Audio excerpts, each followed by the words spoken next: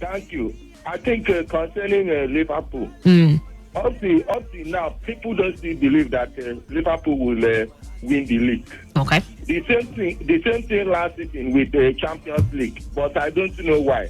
Okay. Because Liverpool is the most informed club now in Europe. This match that they played today will make it 51 or 52 matches. They lost only one out of 52 matches. No club has ever done that domestically, apart from maybe Salzburg. Then people still thinking that Leicester will come and from the back door and they carry the league ahead of Liverpool. Yeah. Which they've never labeled what Liverpool labeled for the league. Which Liverpool were the best loser last season. No club on earth has ever played 98 points or 97 points without winning the trophy. Barca has already won theirs with 80-something points. Juventus with 80-something. Bayern with 70. It was only Liverpool that played 97 points without winning the league. Nobody had it. But people keep doubting the ability if. I want to categorically tell people that Liverpool will win the league. This is just their season. Okay. There is not, that is my own candid opinion. Liverpool will win the league fair and square. All With right. 5 matches left. 6 matches left. Thank you. All right, thank you so much. He thinks no photocopy thinks that Liverpool are going to be the champions of the English Premier League this season as well. Let's get your thought. Who do you think is going to be winning in Liverpool? Are they going to continue winning their games? Winning their games and probably winning the title, or do you see them sleeping? Leicester coming from behind, eventually clinch the title, or even Manchester City as well? Do they have the chance to go all the way to win the title this season? We have the team list. I have a message coming on Twitter from Lutana Steven. It says that the FIFA Club World Cup will be expanded to 24 clubs in China, and the team from Europe will have 8 slots, which is the champions of UEFA Champions League and UEFA Europa League from 2018 to 2021. Teams like Real Madrid, Atletico Madrid, Chelsea, and Liverpool have qualified right there. And of course, he also went on to say that Liverpool can be stopped. I hope we play them in the next round of the UEFA Champions League. That is Real Madrid versus Liverpool. Obviously, he's a Madrid fan. Which of the Real Madrid? I would love to play them. Let's look at that. Let's look at that. He wants Liverpool to play Real Madrid, and he thinks Real Madrid are going to be defeating Liverpool when they meet. Do you see that happening with the current crop of the players that Real Madrid do have if now? you look at current form, you want to say no. But come on, it's football. It just can happen between now and January. February, because the round of 16 will start in February. After the festive season and the rest of them. The draws comes up on Monday, so you just might be getting your wish come next week. But a whole lot can happen. So I think if I want to rate right now, come on, I won't put Liverpool to be a threat anywhere. Yeah. Real Madrid Liverpool cannot even. Real Madrid cannot stand Liverpool right now at the moment. So, but between now and February, a lot can happen. So, it's not yet to hold for Liverpool. All right, let's go over to the Serie A and tell you games that will be played this weekend. Today we'll see by 3 o'clock. It's already started. Brescia already taking on Lecce. Napoli will do battle with Parma later on in the day. While Genoa will do battle with Sampdoria. That's going to be the last game of the day. And tomorrow we'll see Verona take on Torino. That will be coming up by 12:30 p.m. AC Milan will do battle with Sassuolo by 3 o'clock. Bologna and will do battle with Atalanta still 3 o'clock mark, and Juventus also will do battle with Udinese still 3 o'clock, and Roma will take on Spal later on in the day. That is going to come by 6, while Fiorentina are up against Inter Milan. And on Monday we'll see Cagliari do battle with Lazio. Let's look at the Serie A. We've seen Juventus struggle this season so far, and Inter Milan are sitting just above them right now on the league table. So after tomorrow's game, are you going to see Juventus probably winning that one and trying to fight their way back? Juve, on paper, Juve should win this one, but Juve have been struggling this season as well. I think Maurizio Sarri, I don't see him staying beyond this season. Okay. Because of his system does not favor Ronaldo. Okay. In fact, his system favors Dybala more. And what's the name of Gonzalo Higuain? We've seen Dybala get off the bench, score 2 goals, get a hat-trick, and even Higuain as well. And you should build your team around your star player Ronaldo, which is not happening. Okay. So I will not be shocked. Liverpool seem to have gotten their second goal in this encounter. And it happens to be Mo Salah also getting the second goal for them. It's about 89 minutes or thereabouts right there. It's more like a wrap for Liverpool right there. 2-0. Right now, Liverpool leads that to 1. So I think I don't expect Juve. Juve they can win this game against Udinese. Udinese sometimes can blow cold, they can blow hot. But I think Mauricio Sarri has not gotten a whole lot of things right. I don't know if the management, the hierarchy right there, will be patient enough to want to give him another season, whether he wins the league or not. But right now, Inter Milan are 2 points ahead of them on the table.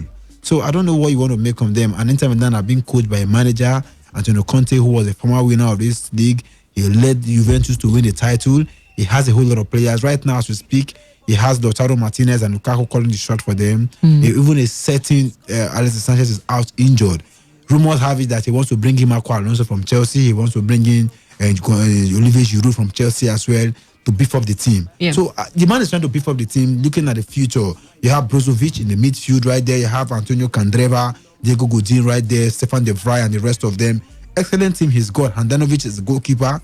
What do they have to offer? Yeah, it's a team that lost Perisic, but they've never felt it at all. So I think at the moment, I will not be surprised if VAR check again on that goal. VAR check on that goal, and That doesn't look offside. doesn't look offside. It looks that It's way. close. This is It's what I'm very saying. close. This is what I'm saying. These are normal calls that it just allow it slide. It's not the person who is actually offside is not even affecting play at all. It's not even affecting play. This was the incident I made the other time about the Man City game. Who did they play? When I said the player who was offside was not interfering with the play. That was against Crystal Palace or so. Was not interfering with the play. The goal stands. So Liverpool have their second goal right there. but I think for Juventus, but it's Sarri, whether it's Sarri ball, I don't know. Today he's playing Emre Can. Next tomorrow is Aaron Ramsey. The other week is Pjanic. The man has been doing so many tinkering in the team, and it's like a manager who does not even know his team yet. Okay, so you were saying it's solely his fault that things are not working so well with Juventus. Because he doesn't even know how to play around the team and get the best from Ronaldo. All right. In the Bundesliga, let's tell you. Yesterday there was a game where Hoffenheim lost at home to Augsburg 4-2, and today we see FC Cologne take on Bayer Leverkusen. That's going to come up by 3:30. Mainz 0-5 will do battle Borussia Dortmund. That is also by 3:30, and FC Bayern Munich are up against Werder Bremen. Hertha Berlin up against Freiburg. SC Paderborn 0-7 are up against FC Union Berlin, and Fortuna Düsseldorf will take on RB Leipzig. That will be the last game of the day. Tomorrow we'll see Wolfsburg up against Borussia Mönchengladbach, and Schalke 04 will do battle with Eintracht Frankfurt. Let's look at the the Bundesliga so far. We've said that this season has given us a lot of shocking results so far. But before that, Bayern Munich president came out to say that he's also not in support of the Super League that Florentino Perez wants most clubs to participate in. And he is saying that Bayern Munich will not be in support of that particular league.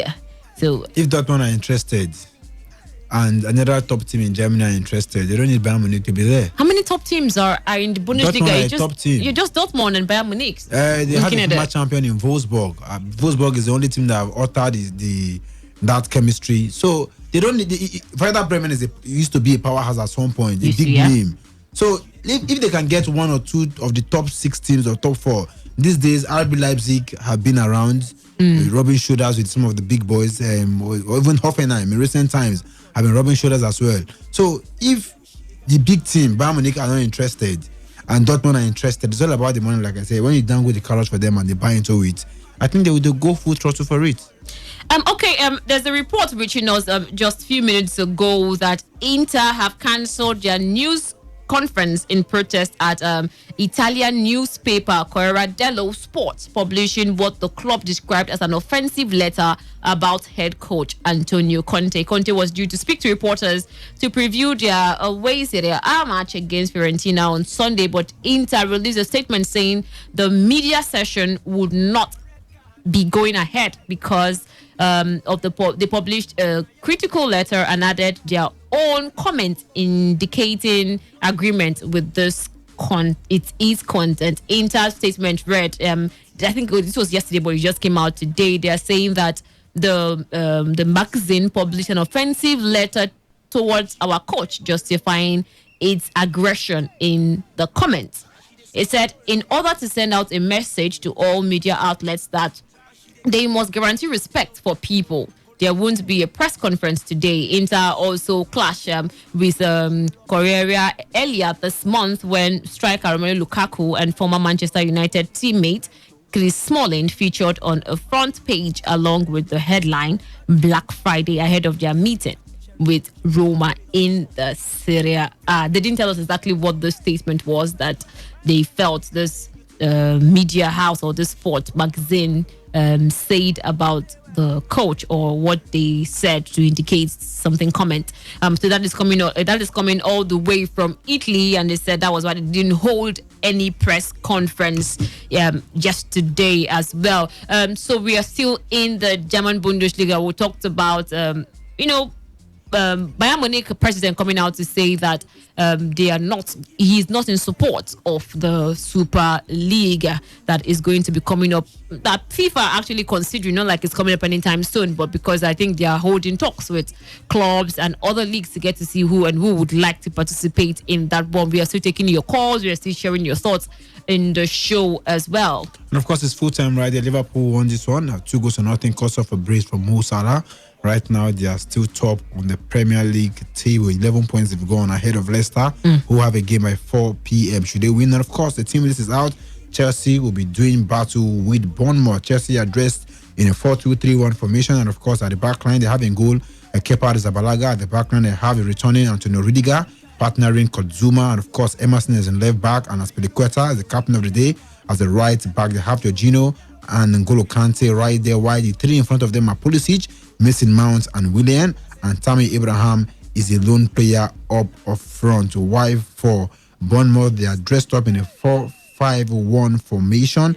Right there, Ramsdale right there happens to be the goalkeeper, and of course they have the likes of Stacey, Francis, Migom, and of course Sergio Rico right there. While the five across board are the likes of Fraser, Billing, Lema, Cook, and Goulding, and not forgetting King as the player. On the bench for Bournemouth, they have the likes of Otto Boruc, Soman, Solanke, Stanislas, Simpson, Kid Kenny, and Dobre. For Chelsea, they have Christensen, Pedro, Kovacic, Hossein Odoi, Batshuayi, and Reece James as the players on the bench for them. And of course, not forgetting Leicester City, who also have a game this afternoon. Leicester City, while I get that team list out for Leicester up against their opponent this afternoon. Yeah, I already have that one. Leicester will be playing, they are the home side. They'll be playing a 4-3-1-2 formation with Kasper Schmeichel in goal. Their defenders are going to be Ricardo Pereira, Johnny Evans,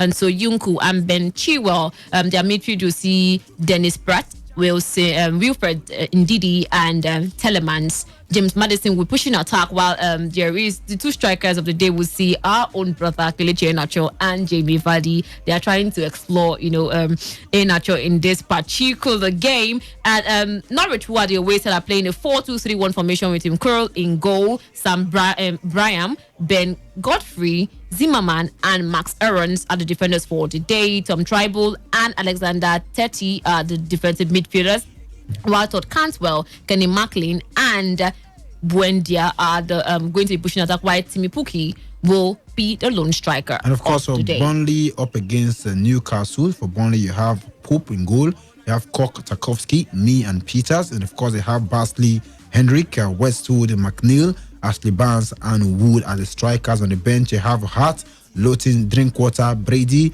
Gibson, Rodriguez, and Lennon. While for Newcastle, they have Dubravka as the goalkeeper, Jumed, Shah, Fernandez, Williams, Marquinlo, Jason Hayden, Sean Longstaff, Atsu, Joelinton, and Carroll. On the bench, you have Elliott, Gill, Moto, Kraft, Lejeune, Yedlin, Matthew, Longstaff. Okay, Tofreka, let's look at the games that will be played in the English Premier League today. Let's go with our predictions for now. I say Leicester should win this one against Norwich City. Okay. While Chelsea, Bournemouth, Chelsea should also pick up this one. And Burnley, Newcastle. Burnley can be very troublesome. Newcastle can be a team on the right. So, Burnley win. Sheffield, Aston Villa? Sheffield, Aston Villa. Sheffield win. The last game of the day, we see Southampton, West Ham United. That is tricky, isn't it? So, but I'll give at least a West Ham draw. Okay, we'll be giving you update. I told you earlier as things unfold in every part in Europe. Let's see if there's any update coming from the Serie A, where a game is currently on, where Brescia is taking on Lecce. That is in the 23rd minute and is still goalless right now. And in the Bundesliga, we told you that by 3:30 the games will be kick-starting. In less than 3 minutes those games will be starting, but with that, let's go over to the League On, where yesterday Lille defeated Montpellier 2-1. Today we'll see Metz take on Marseille. Angers will do battle with Monaco. Toulouse would take on Reims. Nimes will do battle with Nantes, while Amiens are up against Dijon. Brest will do battle with Nice. Tomorrow we'll see Bordeaux up against Strasbourg. Lyon will take on Rennes, and Etienne will do battle with Paris Saint-Germain. This league, we don't have to talk much about this league because we know that, but things seem to be a little bit difficult this season for Paris Saint-Germain. And there's also a report stating that Neymar he said he's happy being with Paris Saint-Germain. Should we take that seriously? I can take it from a pinch of salt. Just that maybe what he was looking for did not come to pass. So I think at the moment he knew that what he was looking for almost made him fall out with the fans. Probably whatever he's planning now, he's going to be planning it behind the scene on low key, and just hope that things go well smoothly. But come on, these fans, they think we're giving you everything you want. Why do you keep hammering on the fact that you want out of the team? So see, truly Neymar is not one of the favorites when it comes to the fans right there. So right now they have Mauro Icardi getting the goals for them. They also have a certain Mbappe still doing his business, and Angel Di Maria is a player reborn this season. Not forgetting the fact that a certain Cavani is on the bench these days, and Julian Draxler, have been forgotten, is also in that team. So Neymar just knows that this team can do things without me. This is the first time in a long while Neymar will be playing the December-January period without picking up injury. For the last 2 seasons, he has been injured almost at this period. But let's wait until January comes, because it's always falls under his sister's birthday. We'll find a way to see if he's going to pick up injury, and he has always missed the round of 16 first leg. Sometimes even the 2 legs. The last time they got Real Madrid. So let's wait and see if anything is going to happen. Not even Real Madrid, they got Manchester United 2 years ago. It was Real Madrid they got. So let's wait and see how it's going to be. Imagine a Neymar, Mbappe, Icardi, and they have a Di Maria behind them. They can tear you apart. He said he's happy with them. Let's wait and see. Action, they say, speak louder than words. And there's also a report which knows that Liverpool's injury problem has worsened ahead of the Club World Cup, as Georginio Wijnaldum was forced off with an apparent hamstring injury in the second half. That is the game against Watford today. They're already missing Lovren, Joel Matip, and Fabinho amid a hectic run of fixture. Jurgen Klopp saw Wijnaldum pull up lame early in the second half, and that is today, with the Reds go to the good. They are too good. They won that game 2-0. I think the problems are already beginning to pile up for Liverpool. But is he going to be a major miss for Liverpool? Wijnaldum is one of the pivotal men in this team for them. So imagine Wijnaldum is out, Fabinho is already out. So he's giving them with just who? Henderson. And who else? You want to now bring Milner to come deputize for him, or you want to play Jordan Shaqiri there, or perhaps Oxlade Chamberlain. Okay. So these injuries are coming in thick and fast. This is down to one thing: fatigue. You have to rotate these players, rest them, and I think they are not getting enough rest. And they are human beings; they have blood flowing through their body. So fatigue will always come in. The injuries will set in. It's just a find a way to manage this player so that it doesn't get worse. And it already is. And he's supposed to be, he's also part of the squad to go play in the club FIFA Club World Cup. And now he is out injured as well. So they will have to put somebody in place of him. Let's go back to the phone lines and get your thoughts on the show this afternoon. We lost our calls. You can keep your calls coming through. The phone lines are 0817-000951 and 0810-951-0951. Do you think that this season is going to be really tough for Bayern Munich and even Dortmund in the Bundesliga? Let's look at Serie A, where Juventus are also having it really hard for them to... They're sitting second, just behind Inter Milan on the table. Hello, good afternoon. Today's Sports Live. Yeah, good afternoon. This is Europe. I'm calling from Duke. Europe, welcome to the show. Yeah, I hope the people that watch this Liverpool match will not accuse Liverpool of Val as 15 Liverpool to win a match. Because I know the regular come always score VAR for Liverpool, VAR. But today, they will not accuse VAR for helping Liverpool to win match. The partnership between Gomez and Virgil van Dijk, in fact, at the long run, we'll find out that it will be a disaster. If Lovren or Matip will not get back to the team, I think in fact, Watford deserve to get something from this match. I'm a Liverpool fan. Watford deserve to get at least a point from this match because they played very well. The defense of Van Dijk and Gomez, I think. Gomez has nothing to write home about. Thank you. Okay, thank you so much. You're saying Gomez has nothing to write home about. Maybe it's just for this particular game. And meanwhile, Zidane vows to respect Paris Saint-Germain's relationship with Kylian Mbappe amid rumors of disharmony at the Parc des Princes. Mbappe was publicly told by Thomas Tuchel to respect coaching decisions after seemingly ignoring the PSG boss when substituted last weekend in a League 1 win at Montpellier. Hello, good afternoon. Today's Sports Live. Hello. Yes, good afternoon to you. Yeah, this is Eric calling from Port Harcourt. Welcome to the show, Eric. I don't want to say anything about Europe and this thing, but you see Liverpool, a team that plays Salzburg. That game was so difficult on Wednesday. Then Watford, you know how physical Watford is. And for me, Liverpool just showed class. They didn't play well, but they won. Okay. They simply class. Okay. They did not play well because of that Salzburg. So the players were this thing. And today, people should see now the VAR. Later they say Liverpool, the VAR is helping Liverpool. Look what the VAR did today. So for me, I'm... Okay, we lost Eric there. If you can call us back, please do. Madrid will go on a trip to the Mestalla on Sunday in their final match before El Clasico on Wednesday, potential pivotal encounter in the title race. Zidane insisted his team was focused only on beating Valencia and would not be distracted by upcoming match at the Camp Nou. Zidane offered no clues over his starting 11, but promised Gareth Bale had not fallen out of favor after the winger went unused against Club Brugge in the Champions League. Top striker. The whole problem with Kylian Mbappe, Zidane wanting him at Real Madrid and all that. Do you see that going to be posing a major problem for the young lad and also for PSG? Normally, this news unsettles some players. Some players cannot take this news. So that's why most times some clubs get angry that when this news start coming out, it makes the player become unsettled. That's why some English teams opted to end their transfer window just before the league started. Okay. But they observed that it didn't change anything. Now, your league can end, your players can still move to other clubs. Okay. So that's why they're trying to revert the change. So normally, as a young player who have always dreamt of playing for some of the big teams out there, when a top club like Real Madrid comes, it doesn't get bigger than Real Madrid. And a legend like Zinedine Zidane as a manager, a French icon, a legend, calling a young French player to come over. Oh, come on, I think it's enticing enough to unsettle the player, and should also make a player want to write in the transfer request that he wants to leave. Okay. So I think it doesn't get bigger. Let's take example with the NBA.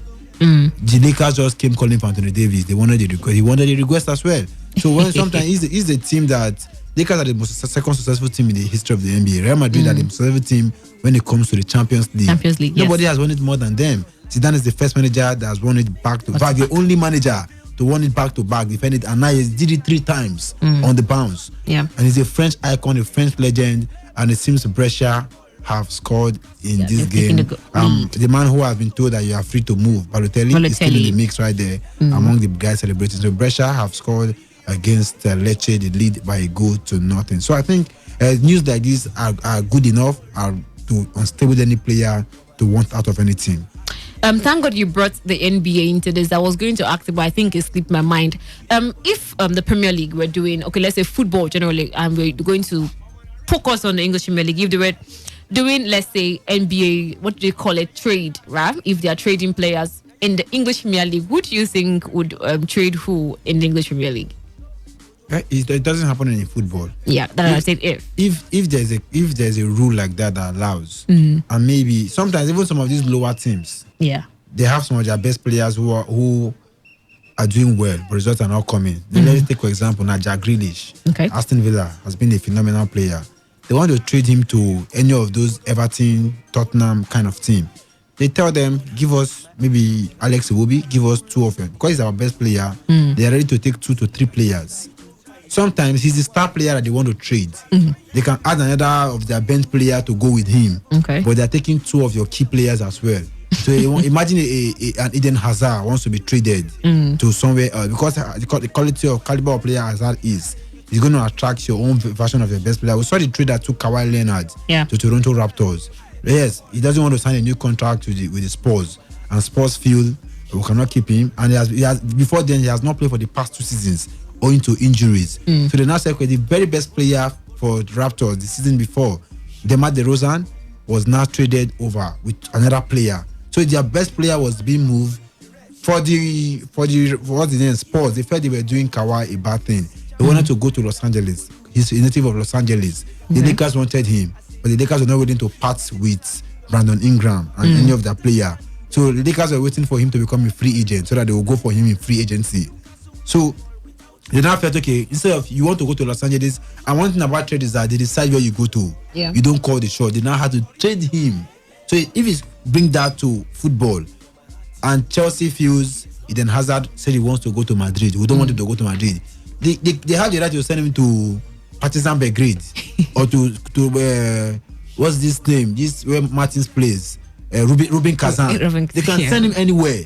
That's nothing about the trade, but except it's just in the English Premier League. But if the trade applies to all the football teams and the club feels, they can feel they have the right to trade you to wherever you want to go to and get players they want in exchange. The best players in that same team, just to perhaps get back at you. Okay. But it doesn't happen in football. Yeah. And they have such rules there where the players are empowered. The players actually made the owner of a club, the Clippers, how to sell to a new owner, Steve Ballmer, because the former owner used a racist slang on the player. The whole NBA players unanimously agreed that they are not going to play except the man leaves the team.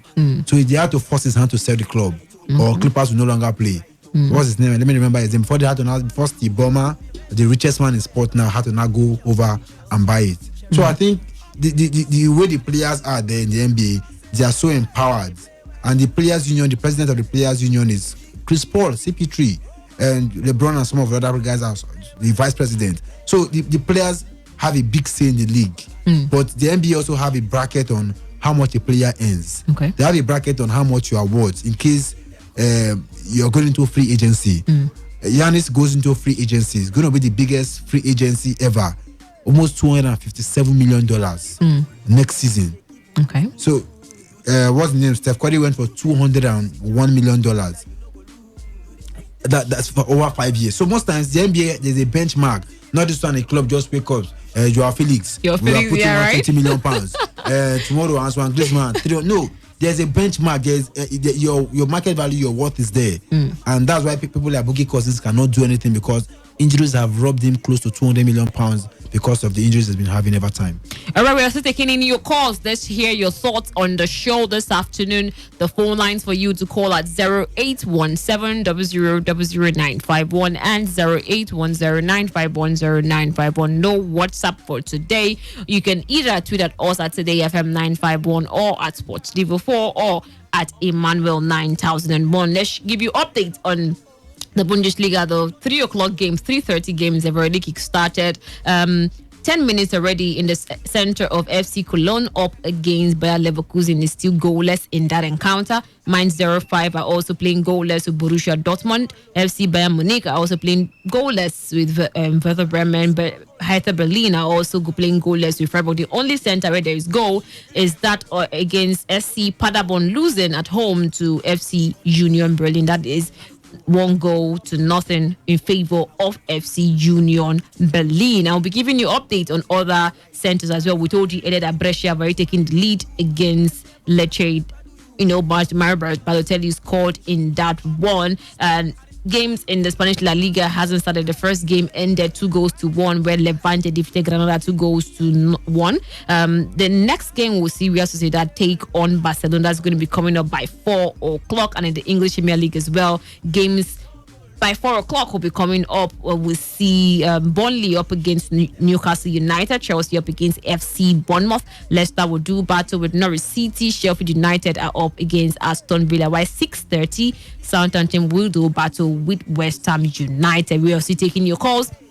Let's share your thoughts on the show this afternoon. Real Madrid, I say you too real. AC Milan, you're my number one fan. Inter Milan, baby, I'm your main man. You they play ball low, you they play ball low. Newcastle, no ball without you. While we wait your calls, let's head to talk rumors. Everything that's been going on in the world of sports. The rumors that maybe this player might be going here, this player might be coming here, where Atletico Madrid are prepared to lower their asking price for Spain midfielder Saul Niguez to £85 million, putting Manchester United on alert. Top striker, does Manchester United need this Saul Niguez, the midfielder from Atletico Madrid? Yeah, I think right now there are also rumors saying that they are going for a certain Arturo Vidal in January. Okay. And if they get him, it's going to be a good move. Saul Niguez brings a whole lot to the table. At some point, Real Madrid and Barca were also interested. But come on, would the young man want to leave Spain and go to England? That's a big question. Yes, Man United are rebuilding. Would he like to go be a part of the rebuilding team right there in Manchester? Another question. But sometimes it's hard for some of these guys to leave Spain and go over to England. We've seen players who have left Spain and have had a good time in England. You see, even David De Gea left, and Herrera left at some point. Yeah. Some of them have left. Fabregas left at some point. Good players have left Spain. David Silva is an example for so many of them. So the big question is, if Barca comes calling and Real Madrid comes calling, at some point they came, Atletico inflated the money and the other clubs put back. By United, they have the money to spend, but the young man willing to go to Spain, that would be another question. If he chooses to go and they're also able to get Arturo Vidal, Scott McTominay is doing his business at the moment. Fred is a player reborn, because there's no guarantee that Pogba will be staying. So whether he stays or not, these guys are coming in. It all depends on how you blend them together to be a good one for them. Meanwhile, RB Leipzig boss Julian Nagelsmann has held transfer talks with Red Bull Salzburg's Norway international striker Erling Haaland, linked with a January move to Manchester United, and Ole Gunnar Solskjaer flew to Salzburg to meet Haaland on Friday as the club pursues its top target. Do you see Manchester United clinching Haaland? Because they are really interested in this young man. He's Lisbon, from Leeds. His father was played for Leeds at some point. But see, RB Leipzig is also interested. Let's not forget the owners of RB Salzburg are the owners of Leipzig.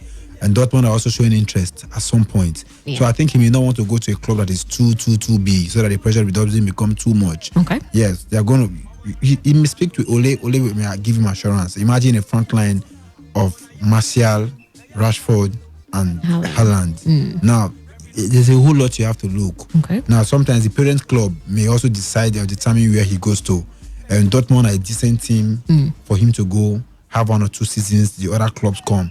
The majority of the clubs that may want to get this young man and may want to get him, develop him for 1 or 2 seasons and cash in on him big time, make the most money from him. So that's another avenue. Some of them are looking at him from the business perspective, from the business angle. Bring him in, let him play 1 or 2 seasons, get the goals. When the other top dogs come calling in Europe, you inflate the prize money, get so much from this young man. So the big question is, it all depends. He wants to hear Ole Gunnar Solskjaer out, but right now his father and himself are going to sit down, talk, and agree on where he wants to go to. Uruguay midfielder Lucas Torreira could leave Arsenal for Napoli in a £21 million transfer, but the Serie A club wants to negotiate a loan deal. Should Arsenal let Lucas Torreira go? Looking at how they're struggling to, before now they didn't have any good defensive midfielder, then they got him and now they want to let him go. I think he's one man who came into Arsenal and stabilized things at the midfield for Arsenal at some point. You want to ask, why allow this young man go? Why let him go? But of course, sometimes you keep saying Arsenal, many times they don't even know their priorities, what they want the most. He's a decent player. We saw him at the World Cup. He came into Arsenal, stabilized a whole lot of things. In the first season of Unai Emery, the same manager the next season started keeping the young man on the bench. So you keep on ask why. £21 million is quite small for them. They're actually making no better profit from him. Keep this young man. He's a player that can go for the big money. Those Inter Milan, Juventus can come calling. Let him, give him enough game time, and by so doing, you increase his market value. And when the clubs come on, you cash in on him big time. So I think if Arsenal are not smart, but trust vintage Arsenal, they can sell him for £21 million and go back and start looking for somebody else to play the position for them. Meanwhile, Arsenal and Manchester United are set to battle for Sweden midfielder Dejan Kulusevski, who is on loan at Parma from Atalanta and is valued at £42 million. I don't know. I think that Arsenal should not keep going for midfielders. Why not you try to boost your defensive lineup? Why are they trying to go poach strikers and midfielders, top striker? Maybe they feel their game is not built around playing defense. It's more playing around attack and midfielders. So sometimes the problem is that you go and compete with Man United, you will not bring out the money to spend. To what end? So sometimes there's this saying that Arsenal sees the players, shows interest in the players, why the Liverpool and the Man City and the Man U buy the players. Arsenal do window shopping. They don't do any other thing. So why you are struggling with people that are ready to spend the money, you don't want to spend the money. So I think they know their priority. Maybe they feel we are not built to play defensive football. But come on, even at that, you need to have guys when everybody has been beaten, the midfielders, you have defenders who are able to the task. Yeah. There are rumors coming out that even Kalidou Koulibaly might be leaving Napoli at the end of the season. He's unhappy. But come on, I know Napoli will want to sap any club that comes calling for him and get the best out of him. So at the moment, I think it's 2-0. Brescia leading Lecce by 2-0 right there. So I think at the moment, Arsenal, maybe that's their thinking, because they hardly talk about defenders. But we want to ask, come on, don't look past what you have. You're not doing better at the back line right there. They're not doing any better, so I think they should go get defenders to boost their chances this season as well. While Bordeaux boss Paulo Sousa, who has a brief spell in charge of QPR, Swansea and Leicester, says he is trying not to think too much about his future after a surprise link with the Arsenal managerial vacancy. There's a whole lot of story about Arsenal's managerial position right now, and lots of names. Do you see Paulo Sousa a replacement for Unai Emery? When it concerns Arsenal, I'm tired. See, Arsenal, now almost 10 managers have been linked to this job. 10. Over 10. So they say they want to have an intensive interview. Is they writing Jam or Neko? I don't understand. Napoli sacked Unai, what's his name? Napoli signed Ancelotti 3 hours after the match. The next day, less than 24 hours, they appointed Gennaro Gattuso. When you are willing to sack a manager, you should already have your priorities. If not this, I said, if I were in a position to discuss with the Spanish FA, can we have Luis Enrique as a makeshift manager? Discuss with him. Allegri, okay, come in, stabilize the ship, use this season as pre-season tournament. Stabilize the ship, look at what we are you need to, because the man will not want to be judged by what he inherited. Tell him, just come in, do whatever you can do. You just will not judge you by this season. Stabilize the ship, more like you are playing pre-season tournament. January, if you need to buy players, so he can start his building from now. Discuss with this man, because nobody wants to take a team he didn't start with. Discuss with this man. Right now, you are just hovering around. Before the end of this season, and another thing will announce Allegri down. You now start going around in circles, and so 10 managers and relatively unknown persons. You say nobody's you want to say. Yes, every big game started from a nobody. Pep Guardiola was just as one of those academy managers for Barcelona before they brought him. But come on, you should know what you want at the moment. It's critical period. Aubameyang and Lacazette are refusing to sign new contract because they feel they want to be winning Champions League, going to the Champions League. And right now, Ozil is not complaining because he's the highest earner at the club. What is in his age, 30 something, £350,000 a week. That's pension money. So even if he goes to the MLS, they won't pay him that much. So Ozil is not even complaining. So I think you should bring in a manager who can start pre-season and start bidding these players now, ahead of next season. So come on, I think Arsenal don't even know what they want. Seriously don't know what they want. That's according to Top Striker. Elsewhere, Jurgen Klopp has hinted Liverpool could be back in the market for more Red Bull Salzburg players after landing Japan winger Takumi Minamino before the January transfer window. I wonder how this is done. Do they buy players before the January transfer window? You can have an agreement in place. You say you have an agreement in principle. You can agree with the club, with the player. So by January, if the player is coming in January or is coming, you can. It's allowed. It's for sport. So most times they have an agreement with the player, they have an agreement with the agent, with the club side. So that's why they say, because if they don't have an agreement with the club and they go and announce it, the club can sue Liverpool. They can ask for compensation and report them to FIFA. So right now, perhaps they have an agreement with the club already, have an agreement with the player.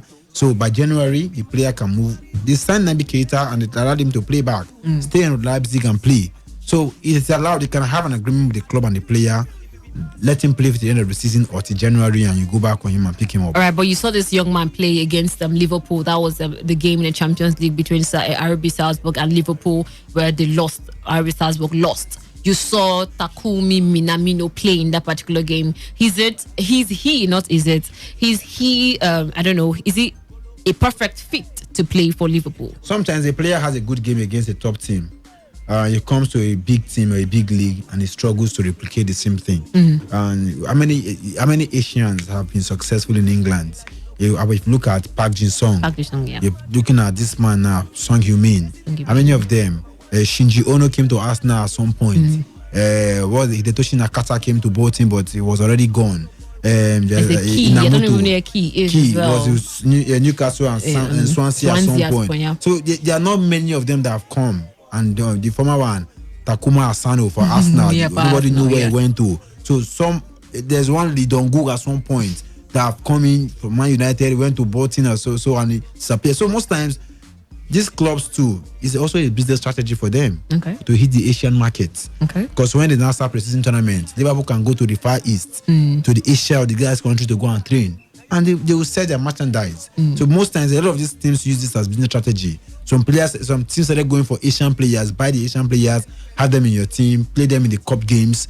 When you go to pre-season tournaments, the fans will come out en masse to come and buy their jersey and watch them. So they're making their money from it. So most times it can be a business strategy. These players can come in, they cannot even replicate the same form. Let's not forget, Nuri Sahin was the player of the season in the German Bundesliga. The season where they won the league back-to-back under Jurgen Klopp. They have the Mario Götzes of this world.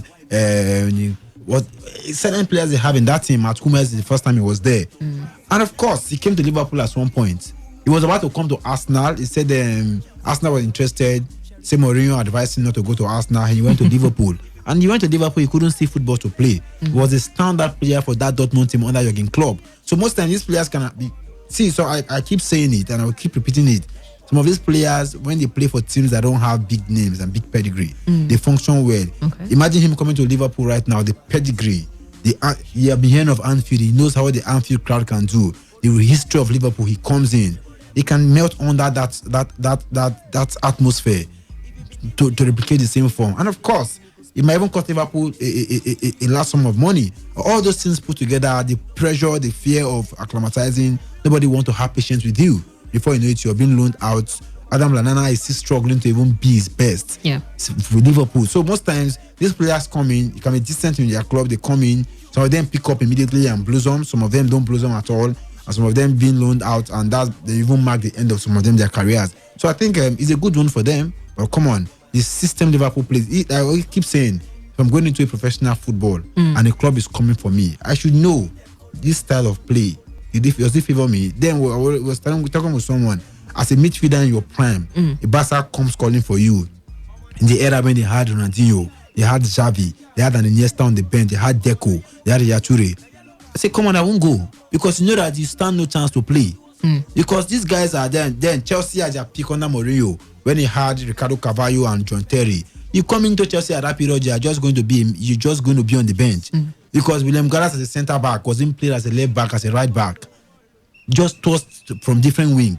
Because he cannot play because John Terry and Carvalho were the guys there. So most times, some players don't even look at these things. And a big club, they come and make a run, go and you go there. We saw the Gobert song. How the exit from Arsenal marked the exit from football. He went to Barca, he couldn't play. Arsenal club said that was the biggest mistake he made to move to Barca. Because of the song made a statement that Barca don't come for you twice. So that was why he went. And he met under the umbrella. Now you have an Iniesta at his peak, Xavi at his peak, Busquets at his peak. And you went there, I don't know what you were trying to do to upstage them. So most times these players go, they don't think. They don't look at the other principle, the other things beside it. How does it work for me? how do I upstage the synergy these guys have in the midfield or in the defense? Only for you to go there, you are making your money on the bench. But come on, as a player who wants to grow, you are not happy. You're making money on the bench, but you're not enjoying it. So you want out of the club. So club said, Pep promised him that Radio or somebody was leaving. Nobody left at the end of the day. He ended up regretting it, and he found his way back to Birmingham City. And before he knew it, man was a journeyman in England. And he said he just needed another opportunity to come back to Arsenal. He was willing to play for free. But come on, it was one call too late already.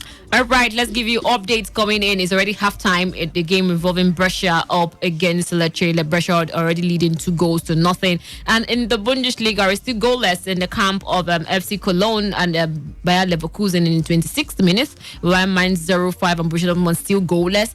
FC Bayern Munich, that's why I was actually laughing. They're already losing or they are trailing. Werder Bremen 1-0 in the 25th minute. Hertha Berlin are still playing a goalless draw with Freiburg, while Union Berlin are still leading SC Paderborn 0-7, 1-0. Bayern Munich once again, they're still struggling, top striker. Well, I don't know what's happening. I think it's high time for them to now go and look for someone else proper. Flick give us a flash in the pan the first 2-3 games he had, and after which he's been losing consecutively, apart from the Tottenham game. Yeah. I think right now the management, Karl-Heinz Rummenigge and the rest of them, will now be pressing the panic button. Who are the managers available? I will not be shocked if they are already having a discussion with Mauricio Pochettino at the moment, or any other manager to fill in that gap. Because right now, or they might want to fall back to Jupp Heynckes if he's interested to want to go back to that team. But right now, I think it's not. Apart, they are plunging further downward by the day. And should Dortmund win, Mönchengladbach lose, and now Bayern has never found themselves this low before. They haven't. Yeah. Either they are second, just 3 points or 5 points behind you. Right now they are somewhere down. Come on, I think Flick and they cannot sack him because he's not a full time. I think they will press the panic button right now to get somebody else immediately to come on board and take over the reins. Elsewhere, former Arsenal manager Unai Emery has already turned down job offers from Everton and 2 Chinese side. And Atletico Madrid are considering a move for Chelsea's Spain international left back Marcos Alonso. Alonso leaving Chelsea. Do they have a replacement for him? Because they have been bragging that they have Emerson. So Emerson Palmeiras have also been fluctuating. They've been bragging that Emerson is better than Alonso. That's what their fans have been saying. So I allow them have their say. And what else? Aspilicueta can play as a left back. Yes, he can. If Reece James wants to play as a right full back. So I think they feel they have options. So they want to let him go. For me, I think he's a decent player who should be a starter. He gives a whole lot of goals. There's a way you build your team that this guy should find a way to.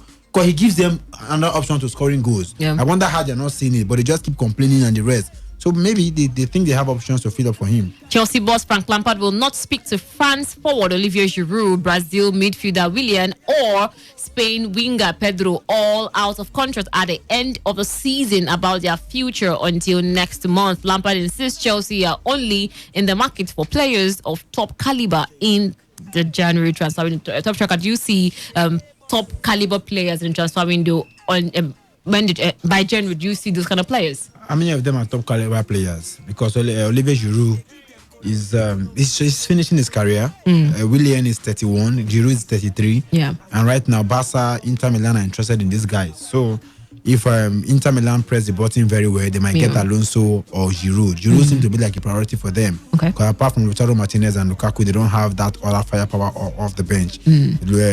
Sanchez is out injured. He should be coming back by January, February. Yep. They need that firepower. And of course, Didier Deschamps said he wants to beg Lampard. You pleaded with me not to play N'Golo Kante. I respected you. If I'm begging you right now not to give playing time to Olivier Giroud and you're not doing it. So the man is playing time. And no matter what happens to Giroud, he goes back to the national team, he's a starter. So but for Alonso, a whole lot. Lampard thinks right now they lifted the ban. He cannot beg anybody again. He has money to spend. But that might be the beginning of the end for him. And lastly, Crystal Palace could move for Chelsea's and France international striker Olivier Giroud. And that's how we end the first part of today's Sports Live that I did with top striker and myself, Dr. Skoki, the sport diva. The second part will be taken on by Chidube Njoko and the rest of the guys to come give you everything you need to know about Nigerian football. Thank you so much for joining us on the show today and have a lovely Saturday ahead of you.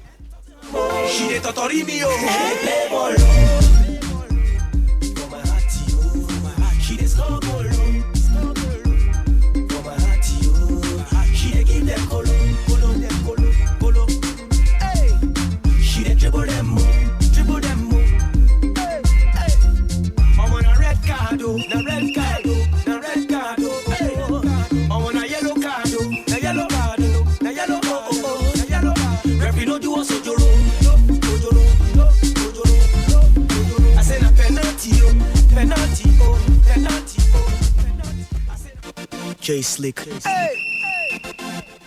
She dey play ball low. Hey. And she dey score goal low. For my heart, you. And she dey give them colo. Hey. God, now you be my ass now for life, oh. Like true love, no be joke, you be my wife, oh.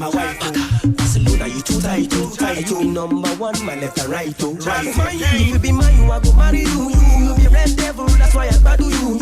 Chelsea, I too cherish you.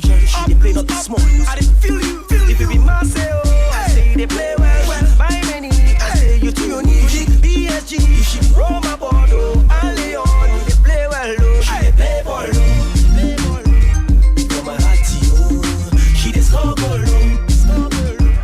No matter the stage, there's still room for greatness. No matter the stage, there's a bit of greatness in every man. There's power to rise, there's power to conquer, there's power inside, there's a gift of power in every man. Be the greatest that we can be. We've got power to thrive. Be the champions, make history. Keep the greatness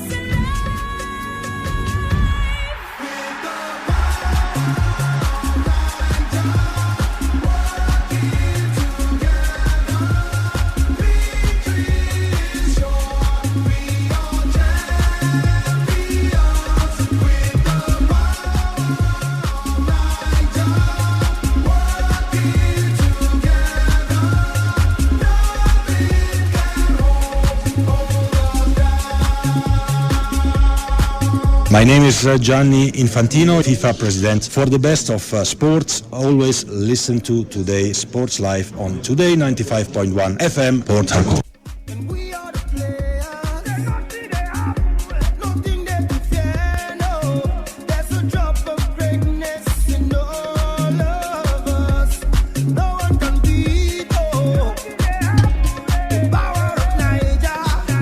Definitely the power of Niger. I tell you, it's big and strong everywhere you go. And of course, a very good evening and welcome to the second part of today's Sports Live, reaching you from your premium news and talk radio station, Today FM. And of course, the first part just held a few minutes ago. Dorcas rounding off that one. And of course, she was the top striker, giving you all you needed to know in European football. But now, we were talking all about Nigerian football. And of course, the GCS stories, sad stories along the way.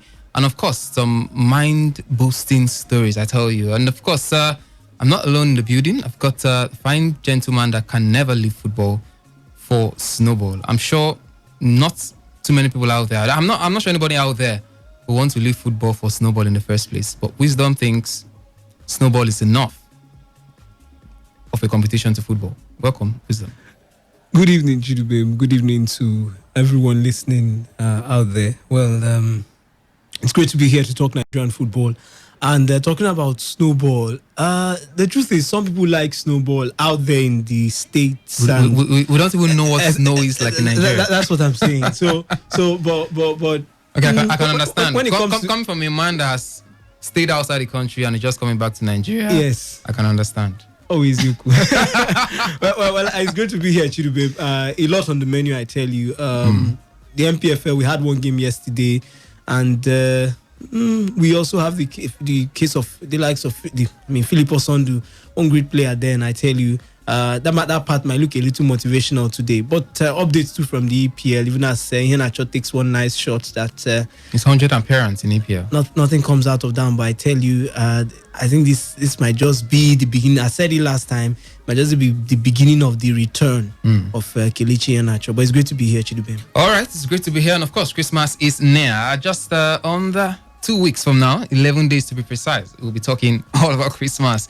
And but it is the 14th day, by the way, of December in 2019. In case you don't know, my name is Chidubem Njoko, the Chief Justice of Sports. You can call me that, and we'll be friends for life. And of course, this evening, Wisdom has told you some of the things we're going to be talking about. Philip Osondu, sad one. He passed on yesterday, but match day 8 of the MPFL you just got underway yesterday. We saw one game yesterday, a trashing of Aqua United right there in Lagos. Super Eagles are on the menu this evening, as well as the Super Falcons. Not so cherry news coming from that center, I tell you. Call it a mixed fortunes, really, because one player from the Super Eagles just did well for Super Falcons, rather, just did well for herself. But you can be part of our conversation this evening by simply reaching us on our WhatsApp platform. That number is 0701 933 9962. That is 0701 933 9962. Or you can tweet at TodayFM951 or mention me your tweets at ChidubeMNJ or at wisdom_OB_ O and B, not OB. The show makes a return as we talk more about the stories after this time out. Hello, my name is Kanu Wanko, aka Papilo. For the latest and trending sports stories, always listen to Today Sports Live on Today95.1 FM Port Harcourt.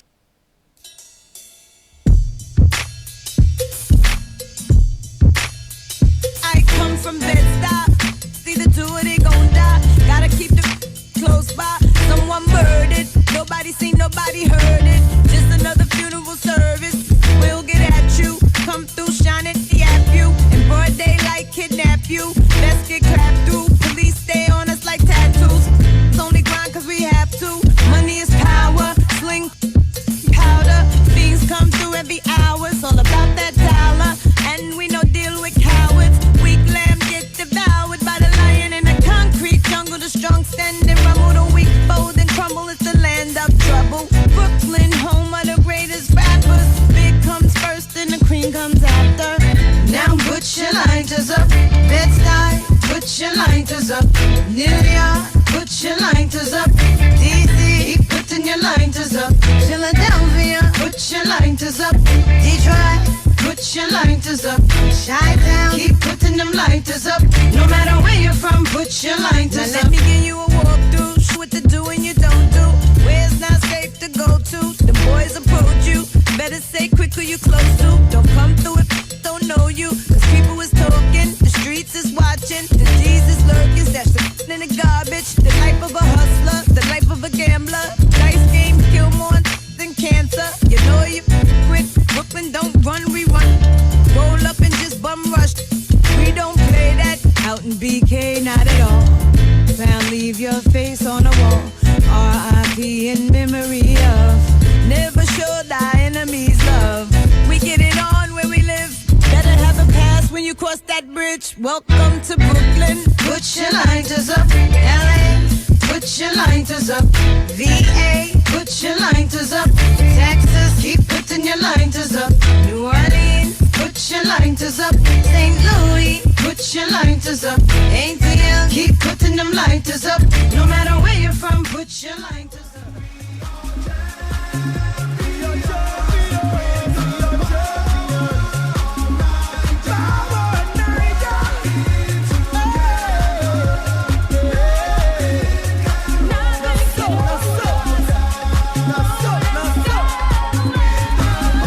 My name is Chidoze Collins. I was a Super Eagles defender and CD Leganes player. I wish you all a Merry Christmas and a Happy New Year.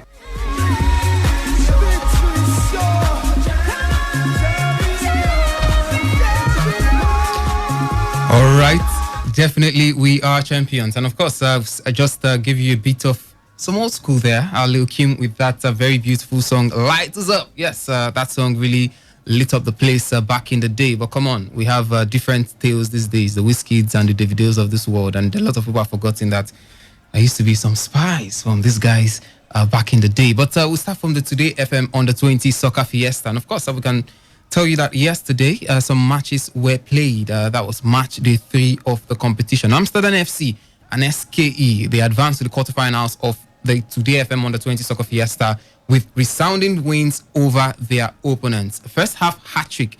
Yes, you heard right. Hat-trick from Emmy helped Amsterdam FC to an 8-0 romping. Wow. Said 8-0 defeat of Eagles FC in the first game of match day 3, decided at the Treasure FM pitch inside NTA premises in Boba. And And of course, that game took place yesterday by 1 p.m. Coach of the victorious side, Amsterdam FC, Christian, he had this to say after his side's victory. Thank God for everything. We had a game plan and we stick to it. And that's what competition is all about. So we are very clinical, and that's why I think we got that goal margin. All right, elsewhere, John Alozie bagged the brace for SKE as the under-20 side demolished their counterparts, Selected Stars 6-0 to book a place in the last 8 of the competition. Reacting to the victory, assistant coach of SKE, Raleigh Hope, said his side were deserved winners. Today's game is okay for our own favor. Our opponent is not too strong, so we believe our next match will do more better and to play well. Because it's an easy game for us. The other team is not too strong, so we have to try to put our heads together and play well in our next match. But we believe we're a better side today, and by the grace of God, we won 6-0. It's not easy. Definitely, the grace of God must have a part to play in these things, doesn't it? And finally, today, one game has already gone. It wasn't played really, but another walkover. This time, that walkover went the favor of Dominions FC. Were knocked out of the competition. Yes, that game was supposed to hold by 1 p.m. That means Super Emirates have now qualified for the quarterfinals with 3 points and 3 goals. So Dominion FC failed to show up for that one. So it means automatic qualification for Super Emirates to the quarterfinals. But currently, a game is going on that, and that game is between New Creation and Dolphins Academy. Yes, looks like Giants versus the Goliath. Yesterday, David versus the Goliath, rather. Yesterday, we saw 2 fixtures that produced so many goals. I was shocked. In fact, when I got the feelers, what exactly was happening in that stadium. 8-0 in one center. And of course, the second game ended 6-0. The first game, I think, probably came as a surprise to a lot of fans out there because both sides, perhaps not the biggest of names when it comes to academy football here in Nigeria. But come on, 8-0. Amsterdam FC routed, pummeled, malleted, whatever adjective you choose to use now. The Amsterdam FC were 8-0 better than their opponents yesterday. Wisdom, that's Eagles FC now. What exactly you make of this? 8-0, 6-0. Is it the brilliance of these sides as Amsterdam FC and SK? Of course, I'm sure a lot of people out there might have heard of the name SK before. Even sometimes they play a part in the qualifiers. That's talking about the ITO Cup now. So quite a popular name. But Amsterdam FC, 8-0. Who collected 6 goals from SK again? That's what's the name of that side again? I know Eagles FC collected the Selected Stars. Okay, they were selected like Ghana Man FC. Selected to be beaten. well, for the Eagles, you didn't come to make up the numbers. I'm sure the before you pick up forms for this competition, you believed you had a chance to win. Definitely. 8-0. Not really the best of results. It would look like an amateur side. Can imagine Emmy scoring a hat-trick in the first half. I tell you, first half already 3 goals. So I think for me, it was more than surprising. I think the first half was 4-0. Yeah. Very unserious performance now, if you ask me. But it could happen. It could happen to any team that is. We saw Southampton collect 9. Yeah, exactly. on a bad day, it could just start with the dress room issues and all that. Even as Temupuki really missed a close one, that would have given Norwich a 1-0 lead against Leicester. But I tell you, Chidubem, it could happen that a team starts with good intentions, but once they get to the field of play, 1 or 2 issues, and once they get demoralized at times, maybe with the first goal and all that, it goes downhill for them. So, but I think if you want to look at it holistically, you want to say kudos to the Amsterdam side. SKE are a traditional name in grassroots their name is always there here in Rivers State. So I don't know. I was not expecting them to be the easy pies in this tournament. They are one of the favorites, if you ask me. It's just like when you look at the fact that their other side, that's the SK developmental side now, they were kicked out of the competition by a less fancied Lifeway FC. So perhaps people were thinking maybe it was going to be somewhat of a satire as well. You mean Lifeway against SK development? Yeah, developmental side. That development part of the SK, that could just be Team B. let you guys just play. Let it be that we have two representatives, Aqua United and Aqua Starlets in the, so that anybody that wins, it's be that our states had our group SKE had something, but we know the main team is SKE, and now that Team B is gone of the SK, because that's what I would say it was. I think this Team A, be very, very careful of this team. One of the favorites for me to win this tournament, SKE, but the Amsterdam side, they've shown they've given a very good account of themselves. I hope they continue with this form when they come up against very good sides. It's not good to beat one Chidube Man, Ghana Man United 8 goals to nothing. Then you come up against a very, very solid team, and you have ended up scoring all your goals already. But let's see how it pans out. We hope that they would continue with that performance. All right, let's cross over to the Treasure FM pitch right there in Umboba to hear from our man, Reliable Reliance. What's exactly is panning out there? Reliance, good evening and very good to have you on the show this evening. Thank you very much, the DJ of sport, Chidibem Joko. All right. We hear that one match is supposed to be ongoing right now. New Creation taking on Dolphins Academy. Yeah, very much correct. All right. So how is that one panning out currently? Okay. The match is about to kick off. Unfortunately, we had to start behind schedule. That the match was supposed to kick off by 4 p.m. But we had to start behind schedule. Okay. The fact that the owners of the field more like had an event, and for them to pack up, during the event or after the event, a little bit of time. So the match at the moment is about to kick off. That's the only reason why we had to start by 4 p.m. But as I talk to you, both teams are properly dressed, properly kept, in fact, professionally kept, I must mention. And the referee is carrying on its inspection. And after the LSC will also expect to ensure that all necessary requirements are properly obeyed as it is for a professional football fixture. All right, thank you very much. Earlier we heard that Dominion FC, they were walked over by Super Emirates. How true is that? Very true, very true. They are match formalities. They are unmatched formalities or unpaid formalities, if you like. And that stipulates that according to the rule of the game of this particular tournament, that any team that fails to turn up or fails to convert to the officials or the local organizing committee reason for their absence or for their lateness to the venue of the match will be walked over after 30 minutes of schedule kicks off. Okay. Now, the 30 minutes is like a great time. So if you know there is any incidents that happen along the line that will hinder you from meeting up the match time, because normally, according to the rule of the game, this particular competition, every team participating is expected to be here 1 hour before kickoff time. That will enable the LOC as well as the officials to carry on their proper match rituals, which in this case is the inspection. But we do not get any of that from Dominion FC. The other teams, Super Emirates, were here properly dressed, waited for them.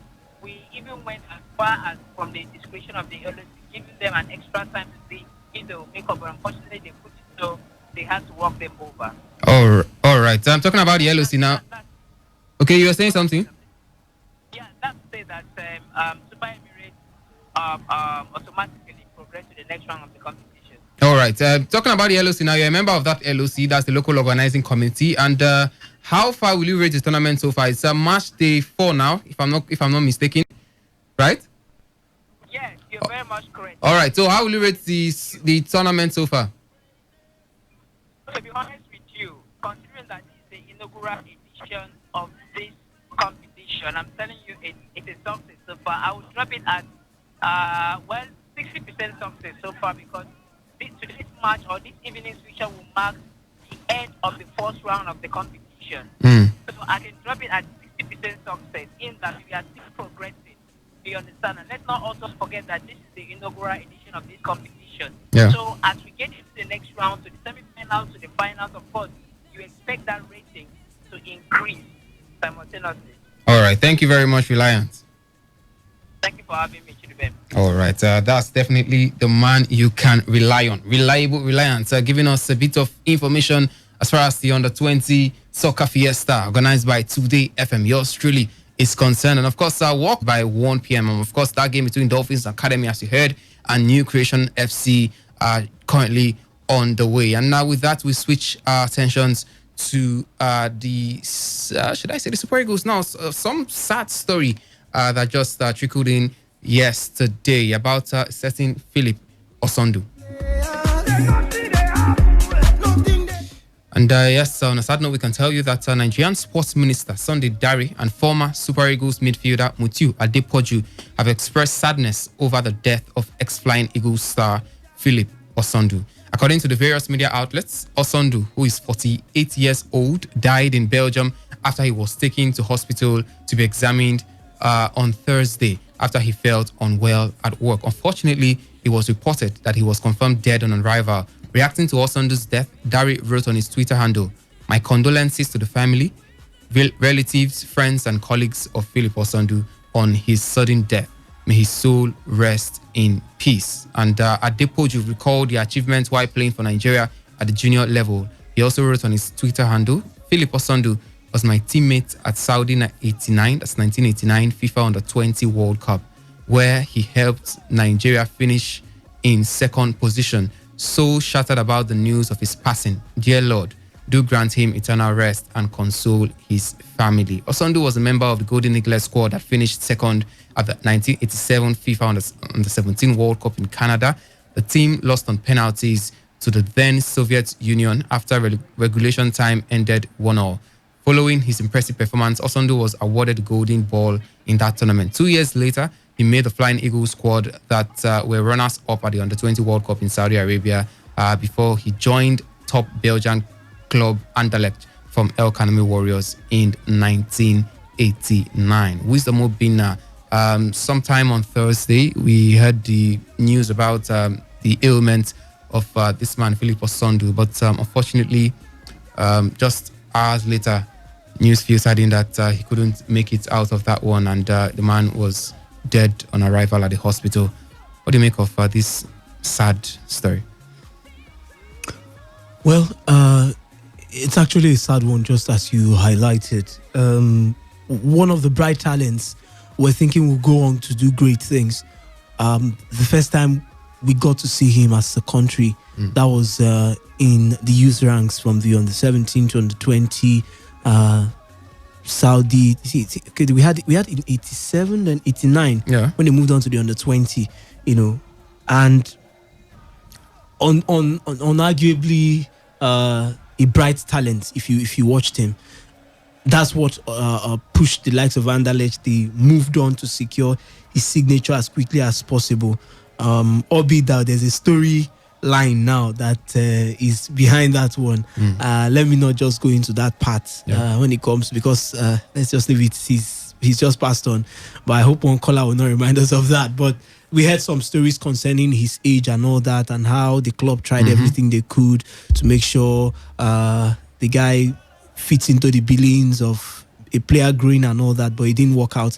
And some of the club resolved that this guy was probably not truly he was not really the age that he gave them. They gave him I heard they gave him a life contract or something, just a rumor. I can't confirm that now, but he stayed in Anderlecht for about 7 years, and according to the Anderlecht board, he was not improving before they got to throw him out to the likes of RWDM, La Louvre at some point. Moved around Belgium, and finally ended his career in Mechtem in 2000. At some point, he moved on. We heard he was even among those who were, he was working in an airport, just cleaning and all that, some odd jobs over there in Belgium. But I tell you, he was a talent that didn't live to the billing. Philip Osondu, a young star that could have become something else when it comes to successes, but he could not maintain it. And with all due respect to the dead, I don't know how I can say this without entering the truth, which I feel might not be the truth, but a speculation now. Now, Philip Osondu, by some standards, some felt was not actually the age. That 20 and 17 they were putting out there, it was not actually his real age at that point. I have no proofs for this, and I don't even think it's correct or wrong. I'm just putting it out there. These were the things we heard then, and let me just divulge the story completely. We also heard then that Anderlecht took him up. They tried to feed him to see if the man would grow taller. We did hear, as I said, it's not something I have anyone concrete, anybody inside Anderlecht who told me the story. We just heard those rumors. They tried to feed him, tried to do everything to see that he grows to become a better, stronger midfielder, as the case may be. But instead of probably growing taller, the man was getting round and fat from what we heard. So the club at some point, they were fed up. They got him and they thought it was going to be the next big thing in Africa. They gave him a very long contract. As I said, he stuck with the club for 7 years. But anyhow you want to look at it, I think Philip Osondu was a brilliant talent. Maybe not well managed. Age or no age. We've seen players who the age too is not real, but they managed to play at the a particular level for a while, at least for some time, before they call it quits. But Philip Osondu didn't stay too long, and I tell you, our heart goes out to the family of this man. I hope God will give them the fortitude to bear the loss. But one lesson or two lessons I feel footballers should learn, and we administrators too should learn. Whenever you're coming up in football, we know the opportunities don't come much here in Nigeria when it comes to the youth ranks. But please, start your career very early. Push it as fast as you can to get to the global stage, and mind the decisions you make when it comes to choosing clubs. His career might not have ended this way if he had gone to a different club than Anderlecht. Then second, the administrators. We must stop all these things we do when we carry players who are a little over their age. Pick players, create an enabling environment to ensure that players who are 17, who are 18, who are 15, they start playing football very early. Philip Osondu was a brilliant talent. If probably he was picked at 13 or 12, who knows the kind of player he would have gone on to become. But I tell you, some of these things, we end up shooting ourselves on the foot. Philip Osondu could have been the next world best player of the year, could have been an African best. But I tell you, because of some people's attitude out there, and the fact that a player will come to the training camp and you look at him and tell him he's not 14, because you feel a 14-year-old player that should play for you, his legs should be as big as maybe Ronaldo or Messi's leg. The legs should be fat enough to contest against other players. So I think these are two key lessons on the side of the players and on the side of the administrators. But I tell you, Philip Osondu represented Nigeria when he could well. Yeah, definitely Philip Osondu, one of the good representatives we had when it comes to age grade tournaments at the 87 under 17 tournament, and of course 89 at the under 20 level. Did well for both the Golden Eaglet and of course the Flying Eagles respectively. But our heart goes out to him. Our hearts go out to him and of course his family, and we wish the family the fortitude to bear the loss at this very, very grueling and of course very, very sorrowful moment. But then we switch our sights to the Super Falcons. Champions in this competition. History for Nigeria. 9 times champions.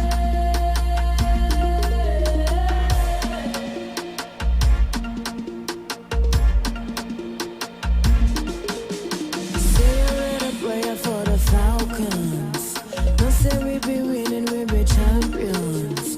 You know that we're superwoman. We just keep it moving cause we're stronger.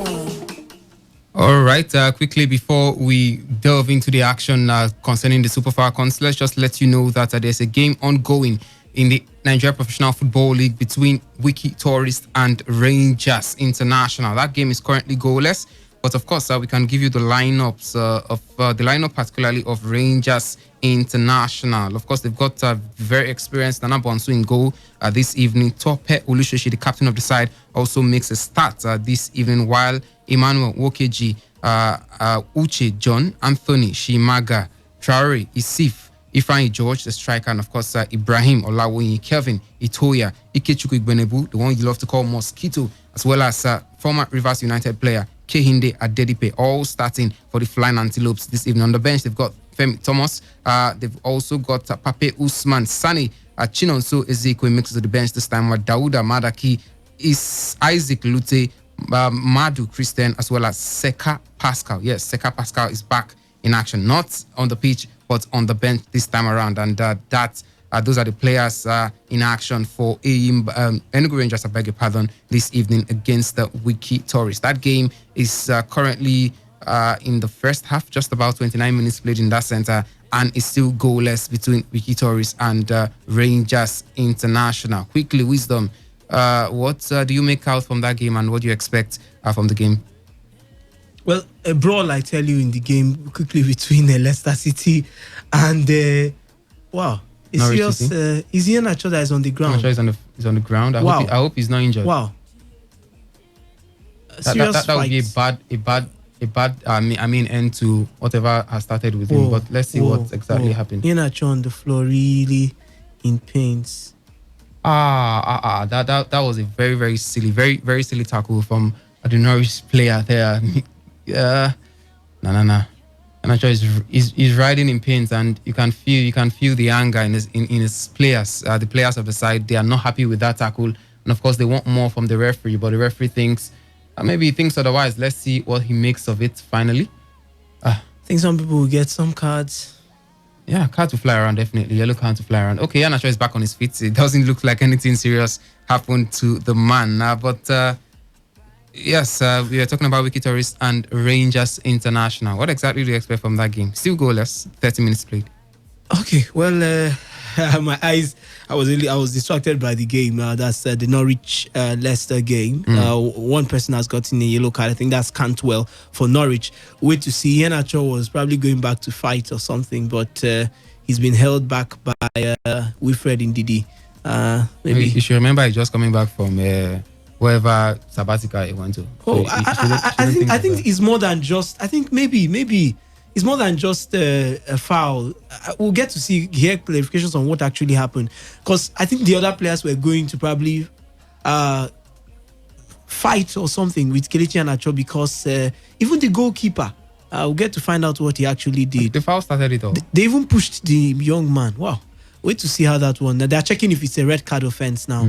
But on the case of Wiki Tourist and Enugu Rangers, strong game, I tell you. It's 1-0 now. Enugu Rangers have taken the lead. Wait to confirm who scored that goal. But Rangers have taken the lead against Wiki Tourist, and Wiki Tourist, they are at home in that fixture. And if you look at Wiki Tourist, their form this season, in their past 5 games, they've managed to get 2 good wins. One at home, two of them at home. One against, I think, Heartland FC and Delta Force. I remember that one quite all right. 3-1, they did beat Delta Force. But I tell you, they've also not been very good travelers.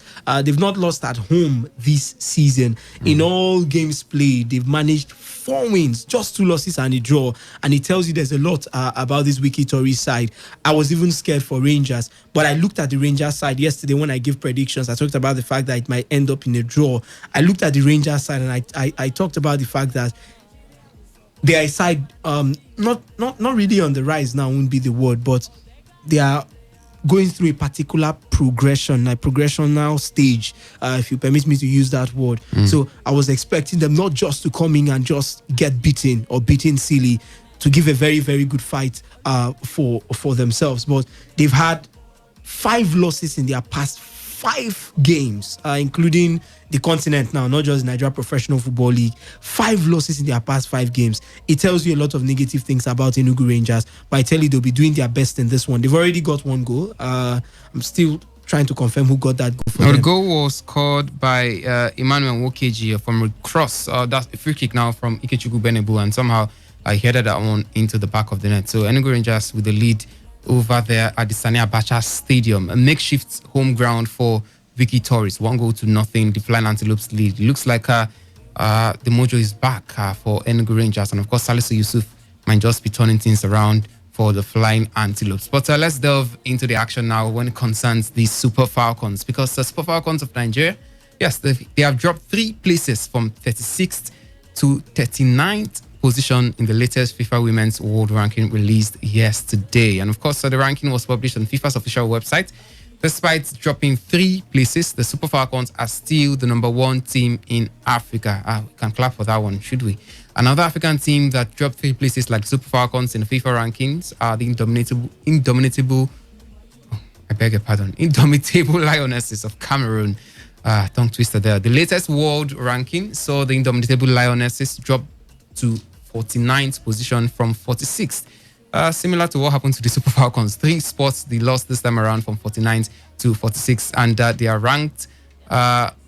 They are ranked second on the continent, and of course, the Bayana of South Africa, however, maintain their 55th position and are Africa's third best side. Cote d'Ivoire, who eliminated the Super Falcons in the qualifiers for the football event of the 2020 Tokyo Olympics, climbed 6 places and are now 63rd in the global ranking. While World Cup champions, the United States of America remain at number 1 in the world, while former world champions Germany are at number 2. In third position at the Netherlands, France occupied the 4th position, while Sweden are 5th and England are 6th. And in a related development, a Nigerian football player, Uchenna Kanu, yes, you know her, shown like a million stars at the WAFU tournament just last year. She has been named the U.S. Women's Player of the Year by the National Association of Intercollegiate Athletics. Yes, in case you don't know what that is, it's more like an association of the colleges in the United States of America. Kanu was honored with the award following a record-breaking year in the United States. It was reported that the Nigerian striker had emerged the all-time career leader with 157 goals and 366 points. The award was decided by the NAIA, Women's Soccer Coaches Association officers, and 7 additional women's coaches and 3 11-member teams on Wednesday. Kanu plays the forward role for the American College Southeastern Fire. Wisdom, the Super Falcons dropped in the rankings from 36th in the world that they used to be. These days, they are 39th in the world, but still hold their place as the first in Africa. I don't know how this comes to you as a news, really. Well, before I get to that, just update. Barcelona are losing. Barcelona are losing by 1-0, and I think Iheanacho might be substituted soon. Just me thinking out loud. Gray is already on there, and that's it. Yes, Iheanacho is out. So they've officially scored his 100th game in the EPL. Yes, he was supposed to get a goal today. I don't think he was injured. I just feel he didn't play well at all, and he could decided to. It was doing quite well. I think he's just. He had some chances. It should be a mental problem at this point, because the coach wouldn't want to leave him on the pitch after that incident. He could just lose his head and do something very silly and perhaps get a second year look at him. I see him off. So I think it was best for the manager to let him go. Anyway, I really feel for first this man. substitution, by the way, just in the 38th minute. That substitution was made. That's a bundle of talents there, just lying fallow. But for Barcelona, they are 1-0 down now in favor of Real Sociedad. Mikel Oyarzabal with the goal. But back to the Super Falcons. Sometimes we wonder what's the rationale behind the changes, but we've not had a very, very good Super Falcons over the past few months. I mean, we lost to Cote d'Ivoire over 2 legs. Yes, not just 1 month now, but the past few months. That's why I feel probably it shouldn't just be a 1 month dropping. It's not. It should have been. We should have been dropping since. If you just go 3 places in 1 month, that's when I start asking questions. Is it just this month, or they've been checking for the past few months? So, but I think it's not been a very nice Super Falcons we've had. We've had a lot of issues in the team, starting with the coach Thomas Dennerby getting fired or getting sacked. Anyhow, he left the team. Whether he left by mutual consent or he left the team, he's no longer the coach. Albeit the internal fracas within the team. Then you look at also the fact that the coach, they called him an interim head coach or manager, and he's not been doing well with the team. The same Super Falcons are the same team that are going for the women's Olympic ticket. They could not also get it. It's been a very, very bad year for the Super Falcons, and I was expecting them to have gone less than this too now, if you want to check it. But they've been able to still maintain around that region. Maybe the people who are the rankings, the power of consistency, because they've been consistent over many years. Yeah, they have. Maybe that's why they are still around there. It's not easy to lose points if it's just by points that these things have been measured. They went to the World Cup, qualified for the knockout stages. Exactly. They also defeated Algeria over 2 legs, I think, in the early stages of the qualifiers as well. So if you want to look at the consistency of the team, you want to believe that just 2 months or few games with a bad result will not be enough to actually push them down the ladder. But we must make sure of this. Now, as a team, the fact that you're growing doesn't mean that other teams are not growing. Exactly. It's a good thing you've mentioned that. Should this serve as a wake-up call to the team? Because it doesn't take you sliding to maybe the 60th position before you now realize that something is wrong somewhere. No, it's a wake-up call for the entire Nigeria Football Federation. I think they are joking. They are playing with success now. The Super Falcons team have dominated Africa for years. Yeah. And of recent, some countries have started pushing themselves to a particular level where they can compete favorably with the Super Falcons. The last Alcon we won, it will be the Nigerian proverbial grace of God. It could only be that somehow God's grace in quote, or maybe they prayed harder than the others.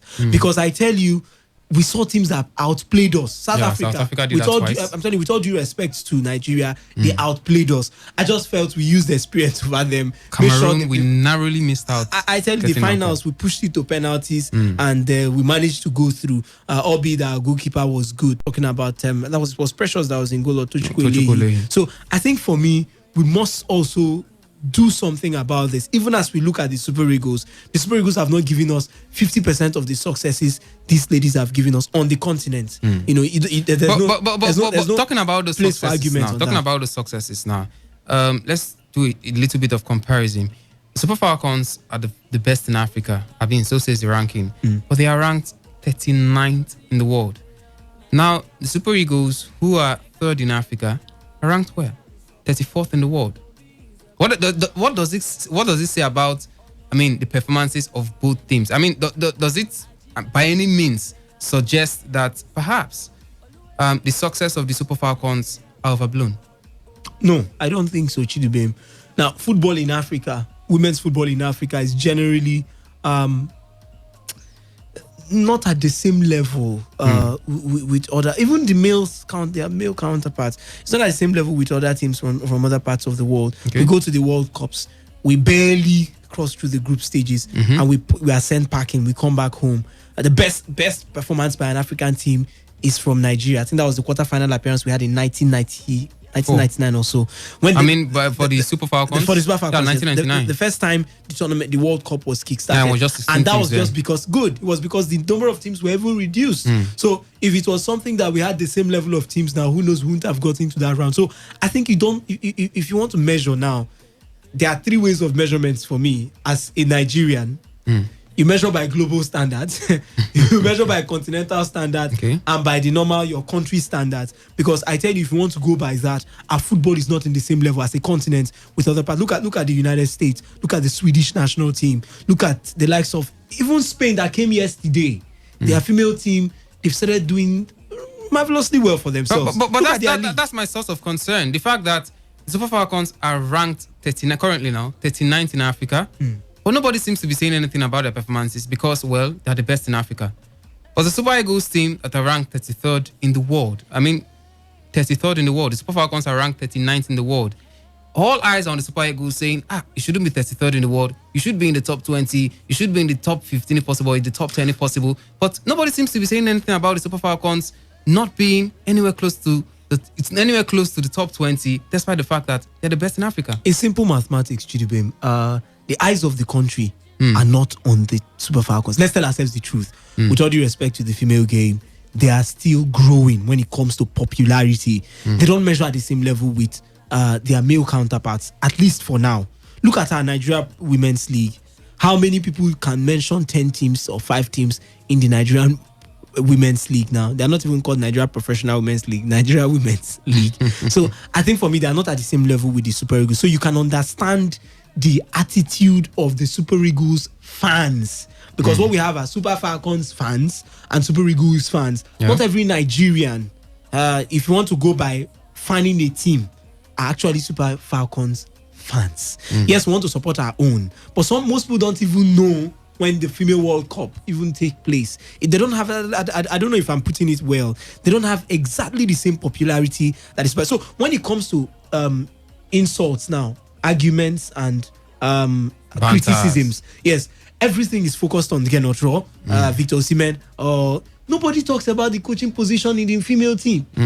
Thomas Dennerby left a long time ago. Until now, we don't have a good replacement. Because as far as I'm concerned, Christopher Danjuma and maybe the other people who might be surrounding him there, I don't think they're the best Nigeria can offer. I mean locally, not even going to pick international coaches. So I think for me that's where it's coming from. But if you want to measure their rankings now, as opposed to the guys, I think female football is not there yet. Same with our male counterparts. 33 and 39. It's around the same age group. So it tells you that that's where our football as a whole, that's where our football lives now. Look at Africa, you can tell where we belong. Look at the continent, you can tell where we belong. As Africans now, how many African teams are in the top 15? None. Both the male and female category, none. So you have to find us maybe first 20, maybe around 18th or 19th. Then we move over to, imagine a team will be 20 something in the world and is number 1 in Africa. It tells you our level. So I think for me, for the females now, focusing on Africa, a lot needs to be done. We need to grow. We need to improve our league. We need a particular Edo State. Yes, Edo State said they're going to be paying the same amount salary they pay and wages they pay their male team and the female what team. they pay the female. Well, I wait till their male team comes back to the MPFL before I know how much they can keep to that promise. But we need to work on our league. Aisha Falode, who is the chairperson of the Nigerian Women's League, I think she's doing a good job, but we can do better. As a country, the Nigeria Football Federation, which is the umbrella body, we need to do more. You can't have our football league now, the female football league. We have this Super 4, it's like an abridged league. I think that's not the best way going forward. 2 leagues in 1 year. They've produced results for us. Look at the players we have. Most of them in various countries doing pretty well for themselves. But I tell you, we here, we don't know how to manage these talents when they do come by. Look at Asisa Toshola today in Barcelona. Do you know how many Asisa Toshola we do have here in the country that we could actually groom? So we need to work hard. Else, not just on the global stage where we are not even doing anything, for me, if you ask me. Here in Africa, our position is threatened. Definitely, there's something wrong somewhere. Like it or leave it. Super Falcons cannot be the best in Africa, and you're ranked 39th in the world. I think there should be something questionable about that. They should seek to do better when it comes to their global ratings. See, somewhere around the top 20 will not be bad, at least for the kind of consistency the Super Falcons have shown over the years, at least in the past 2 decades. But let's switch our sides to the Nigerian Professional Football League. We are unstoppable. Show the world what it's meant to be. Show them passion and drive.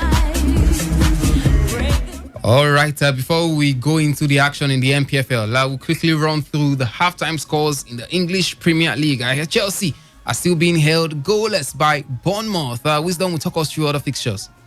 Yes, I mean, it's been a dry evening now, if I'm allowed to use that word, in England. Boring. I tell you, it looks that way. But it's goalless between Chelsea and AFC Bournemouth at the King Power Stadium. Is Leicester City 1, Norwich City 1. Temu Pukki with the goal for Norwich, while of course Jamie Vardy making it 17 goals for himself, as equalized for Leicester City. Also have time in that one. Burnley are playing at a goalless draw with Newcastle United. Sheffield also playing at a goalless draw with Aston Villa at halftime. Looking like the Nigerian league, I tell you. Liverpool. No, Nigerian league has goals these days. They did beat Watford earlier today, 2 goals to nothing. Southampton will be up against West Ham United by 6:30. Well, to other leagues now where I feel we even have bigger games. Barcelona has equalized. Yes, they've equalized. It's the first game that took place in the Spanish La Liga was between Granada and Levante. Levante did beat Granada in that one, 2-1. Granada high flyers, I tell you, in the league. But Real Sociedad, they did take the lead. Mikel Oyarzabal did give them the lead. But Barcelona, through that man, Antoine Griezmann, assisted by Luis Suarez, they've equalized. It's 1-1 between Real Sociedad and Barcelona. Athletic Bilbao will be up against Aiba. Here there's a Nigerian there these days by 6:30. By 9 o'clock, we'll have Atletico Madrid take on Osasuna. And in the Serie A, Brescia currently up against Lecce, just the current only game ongoing and it's Brescia leading by 3-0. Mario Balotelli not on the score sheet, but I tell you, he got a yellow card. It's part of that game. Later on, we'll see Napoli come up against Parma. Genoa will be up against Sampdoria. In the German Bundesliga, games all across many centers now. FC Cologne playing out a goalless draw with Bayer Leverkusen. That game is in the 63rd minute. Mainz 05 are currently losing to Borussia Dortmund by 1-0.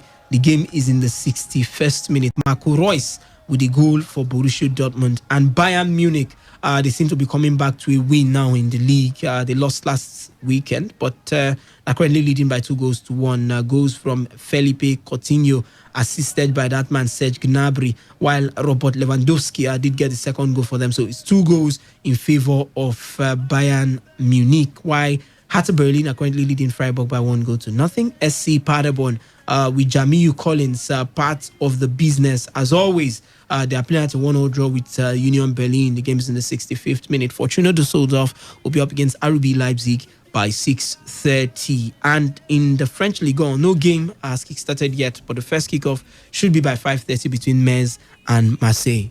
All right, before we move to the MPFL, of course, you can be part of us, what we've spoken so far, but not via the phone lines for now. That portal will be opened just in a jiffy. But then you can tweet at us at TodayFM951. But be sure to mention me in your tweet at ChidubeMNJ, or you can also mention at Wisdom_Obi. And of course, your tweets will be read live here on the show. But then let's talk about the NPFL.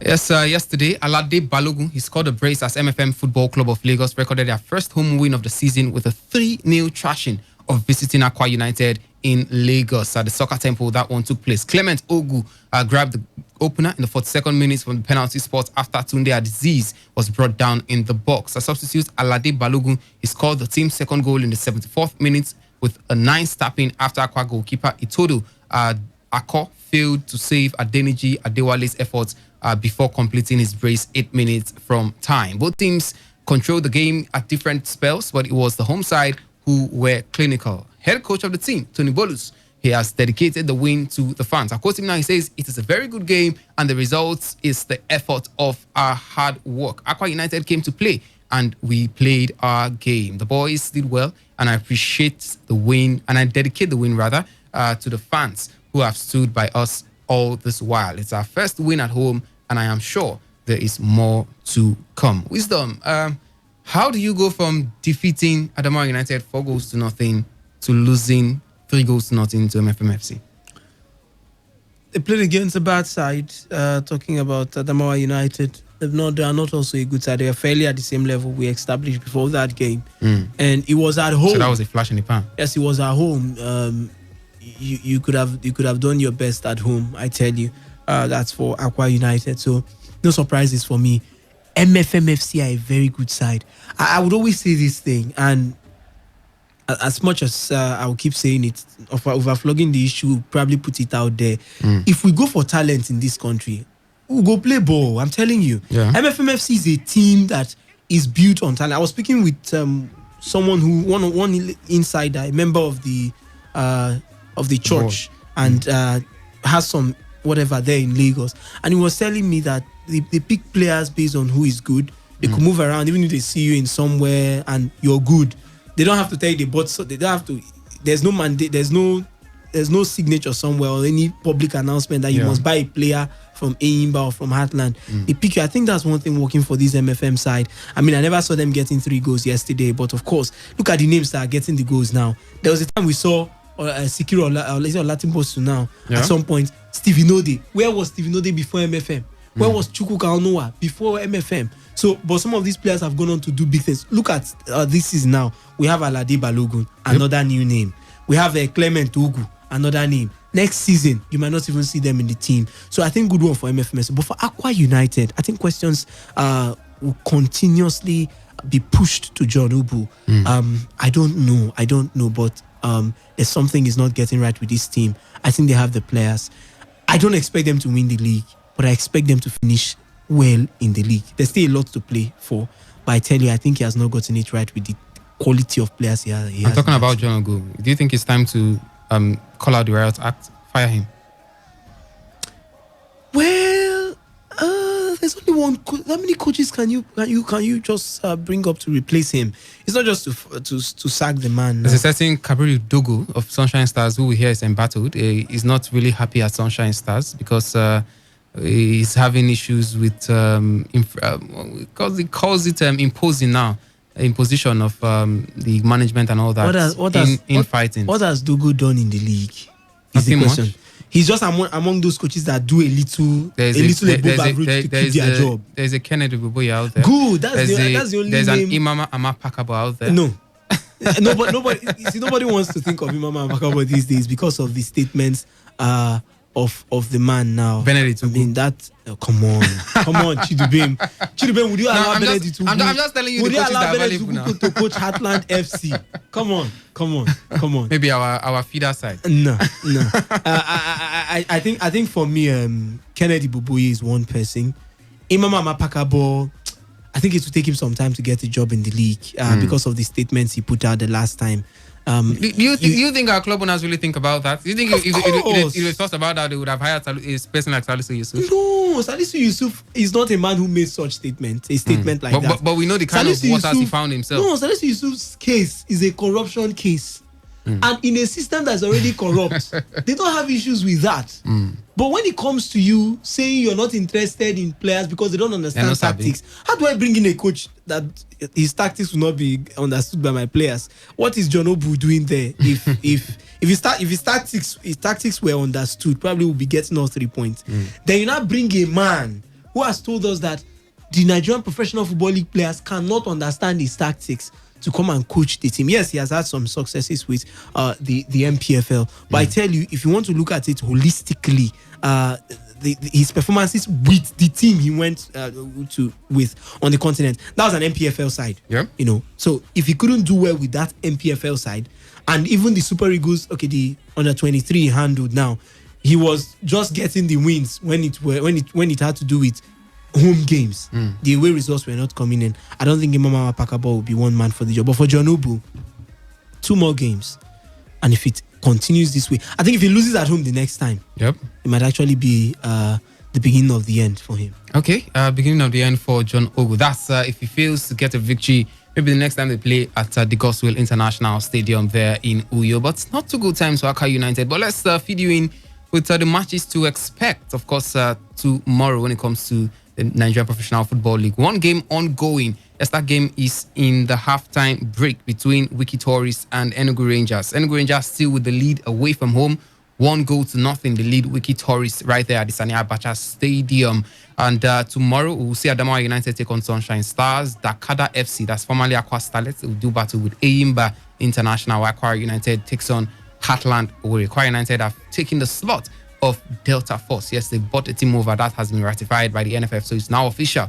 Aqua United are now a part of the MPFL. They play Heartland of Owerri tomorrow. That game will take place there in Ilorin, the Ilorin Township Stadium. Jigawa Golden Stars will do battle with Warri Wolves, while Lobby Stars will entertain Abia Warriors. Nasarawa United, the struggling Nasarawa United, bottom place. They'll do battle with High Flying Kano Pillars. 6-0. They were able to the victory they got the last time out against Delta Force. This time around, they'll be playing against Nasarawa United. Plateau United, they were unsuccessful in their bid to get all 3 points, or maybe just one, from Heartland FC and Match Day 7. But this time, they have their hands full when they welcome Ifeanyi Uba to the Jos Stadium. And of course, Rivers United right here in at the Yakubu Stadium will do battle with Katsina United. You have no business being at home tomorrow by 4 p.m. Go out there, go to the stadium, and you have to see that game between Rivers United and Katsina United. Yes, they didn't manage not to get the victory the last time they went to Eyimba, but come on. This is your own very club, our special club, Rivers United. You have to go out there and see that game for yourself, so that you have first-hand knowledge of the players and, of course, how exactly Rivers United plays their football. But Wisdom, let's quickly do a rundown of the fixtures to expect tomorrow and what to expect from those matches. Adamawa United will take on Sunshine Stars. Ordinarily, this should be a no-brainer, really. Adamawa United, one of the strugglers in the league. Sunshine Stars, neither here nor there, not doing particularly well. They're not bad either. So what exactly should we expect from this game quickly? Simple result, if you ask me. The Adamawa United side have been poor. 2 wins they've managed out of a possible a possible 8. This match day Match day 8? Yes. That's a possible 7 21, games. Yes, yeah. out of 7 games, they've been able to manage just 2 wins, and those 2 wins came at home. So That's 6 points out of 21. Yeah, that's below par, really. Yeah. Only 1 draw, and that was against Enugu Rangers. But all the other points, they did lose it. Those points, and if you look at the Sunshine Stars side, I think they are more on a better scale.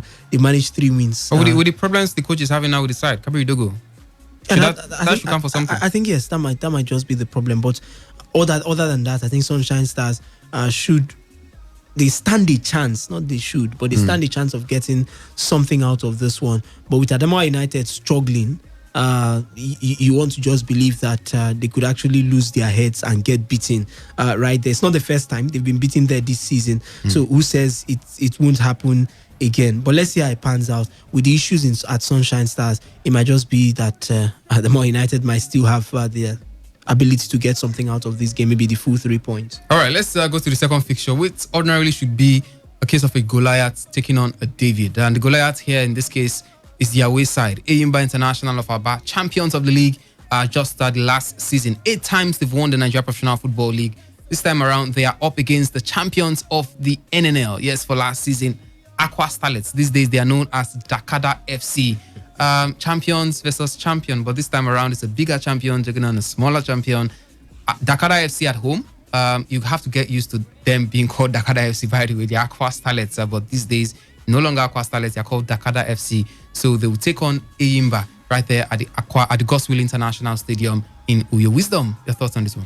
If you joke with this team, then you're actually going to be beaten. I think that's the best word. If you think you're going to joke with Aqua Starlets or now Dakada FC. This is a team that have kept it clean all season. Only 1 loss, and that was against Kano Pillars at home. The first win for Kano Pillars, a rejuvenated Kano Pillars side. But outside that, they've been able to manage 3 wins in the process, 3 draws too. I mean, not an easy performance. If you ask me, for a team that just got to the Nigeria Professional Football League, look at the names they do have. Most of those names are new players, not much experience when it comes to the MPFL in the side, but they've been able to do what? Hold themselves properly and defend themselves, give a very good account of themselves here in the league. But against an Eyimba side, I mean, the less you talk about them, the better. Eyimba have been able to hold their own this season. They've gathered a possible 13 points from 13 points from a possible 21. Yeah, I think 6 Okay, games. They played just 6 games now, yes. 18. So a possible 18 points. They have an outstanding game. Why for Dakada FC now? That's Aqua Starlets now called Dakada FC. They've gathered a possible 12 points, just a point behind the Eyimba. So I think for me, it's going to be a cracker of an encounter. If Eyimba was the home side, I would have just said, okay, Eyimba will get all 3 points. But with them going away, I think this might end in a draw. Okay, Wisdom thinks that game might just be ending in a draw. But elsewhere, Kwara United will take on Heartland of Owerri. Kwara United, just one of the sides. Yeah, they're coming in for Delta Force these days, so we expect some changes in the players they represent. Of course, the coaches will be changed. Now we should have Abdullahi Bifo as the manager of the side. He was with the side Kwara United in the NNL, and now he's graduated with the side to the MPFL. Abdullahi Bifo, now the coach of Kwara United, or still the coach of Kwara United, just a change in nomenclature. And of course, they are now in for Delta Force, a change in places rather. They will take on Heartland of Owerri, a side that managed to get a victory over Plateau United in their last game in Okigwe, right in front of their home fans. Had one goal ruled out for an infringement on the goalkeeper, but somehow they were able to hold on for that 1-0 victory. Can Heartland go away from home to get anything from this new side, Kwara United? Well, I think the two teams are fairly at the same level. BU Heartland fan now, because I know they might come calling. But I tell you, they're at the same level. 2 wins, both of them. The whole season, just 2 wins. At the same level for this season? Yeah, they're at the same level this season. Okay. I think you say general. Oh, come on.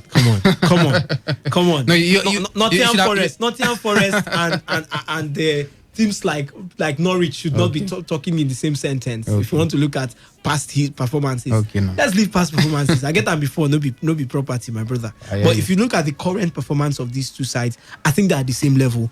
And for Heartland to be the team going away, I think it's going to be tough. we've seen a Heartland side that have sort of look like an improved side. I believe in this team. Take nothing away from the fact that they've had issues, but I believe in this team. The coach of this side, Fidelis Ilechukwu, a very, very sound coach too, I tell you, and he's got some good names in the team that could give you the results if they gel together now in terms of understanding tactics now in quote. So I think for me, it's going to be a very, very tough one for Heartland FC. And Kwara United are going to be giving their first representation of their new name with this game.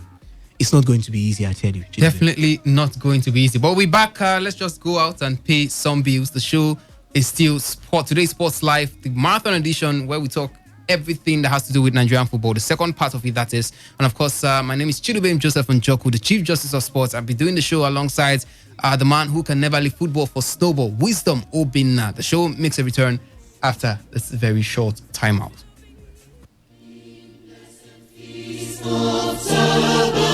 God's Kingdom Society, GKS, the Church of the Living God, cordially invites all lovers of truth and righteousness to the first day holy convocation of God's ordained feast, the Feast of Tabernacles. Zechariah 14:16-19. Date, Sunday, December 15, 2019. Venue, the Main Bowl, Alfred Dietes Spiv Civic Center, Port Harcourt, Rivers State. Program of event, 7 a.m. Procession of jubilant celebrants through some streets in Port Harcourt. 10 a.m. Holy Convocation Service. The Feast of Tabernacles continues at GKS Salem City, Warri Delta State, Nigeria on Monday, December 16 to Sunday, December 22, 2019. Join the members of the God's Kingdom Society to celebrate the Feast of Tabernacles for your spiritual enlightenment, as different Bible subjects will be discussed. Happy Feast of Tabernacles. Signed, God's Kingdom Society, Port Harcourt branches. No matter the stage, there's still room for greatness. No matter the stage, there's a bit of greatness in every. All right, still your premium news talk and sports radio station, Today 95.1 FM. And today's Sports Life is a program reaching you live from this frequency. I'm Chidubem Joseph Njoku, the Chief Justice of Sports. And of course, I've got the Superman in the building, Wisdom Obinna. Yes, we're talking about the Nigerian Professional Football League Match Day 8. One game currently on the way. Enugu Rangers taking on Wiki Tourist. Enugu Rangers have the lead away from home, 1-0 in that center. And of course, one other game, Jigawa Golden Stars will take on Warri Wolves. This ordinarily should be one of the lackluster fixtures in the MPFL. Not too much to expect from this one. I tell you, brother, it's the sides that are contending for relegation this season. That's JGS, Jigawa Golden Stars, and the double W's, Warri Wolves.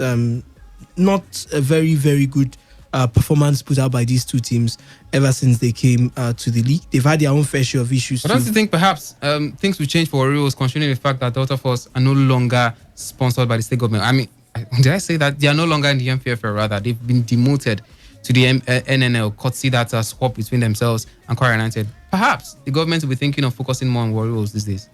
If you fail to plan, you plan to fail. It doesn't happen in the twinkle of an eye. You don't start planning for success just 1 week after a change. Come on now. They should have said that We've seen stranger things happen. Not just 1 week. Come on, not just 1 week. Right. The only thing is the focus might be different. And maybe within few games now. Yeah, subsequently. Yeah. Yes, subsequently 3 to 4 games. And in the Nigeria Professional Football League, we don't usually have January transfer window. Except we even have windows. So, except they will have to create a window that is not there. We've seen houses rehabilitated, then they form window by force, even when the house has been completed. So possibly that could happen, and they get to bringing names. I don't even know if registered players in the MPFL, how these things are managed.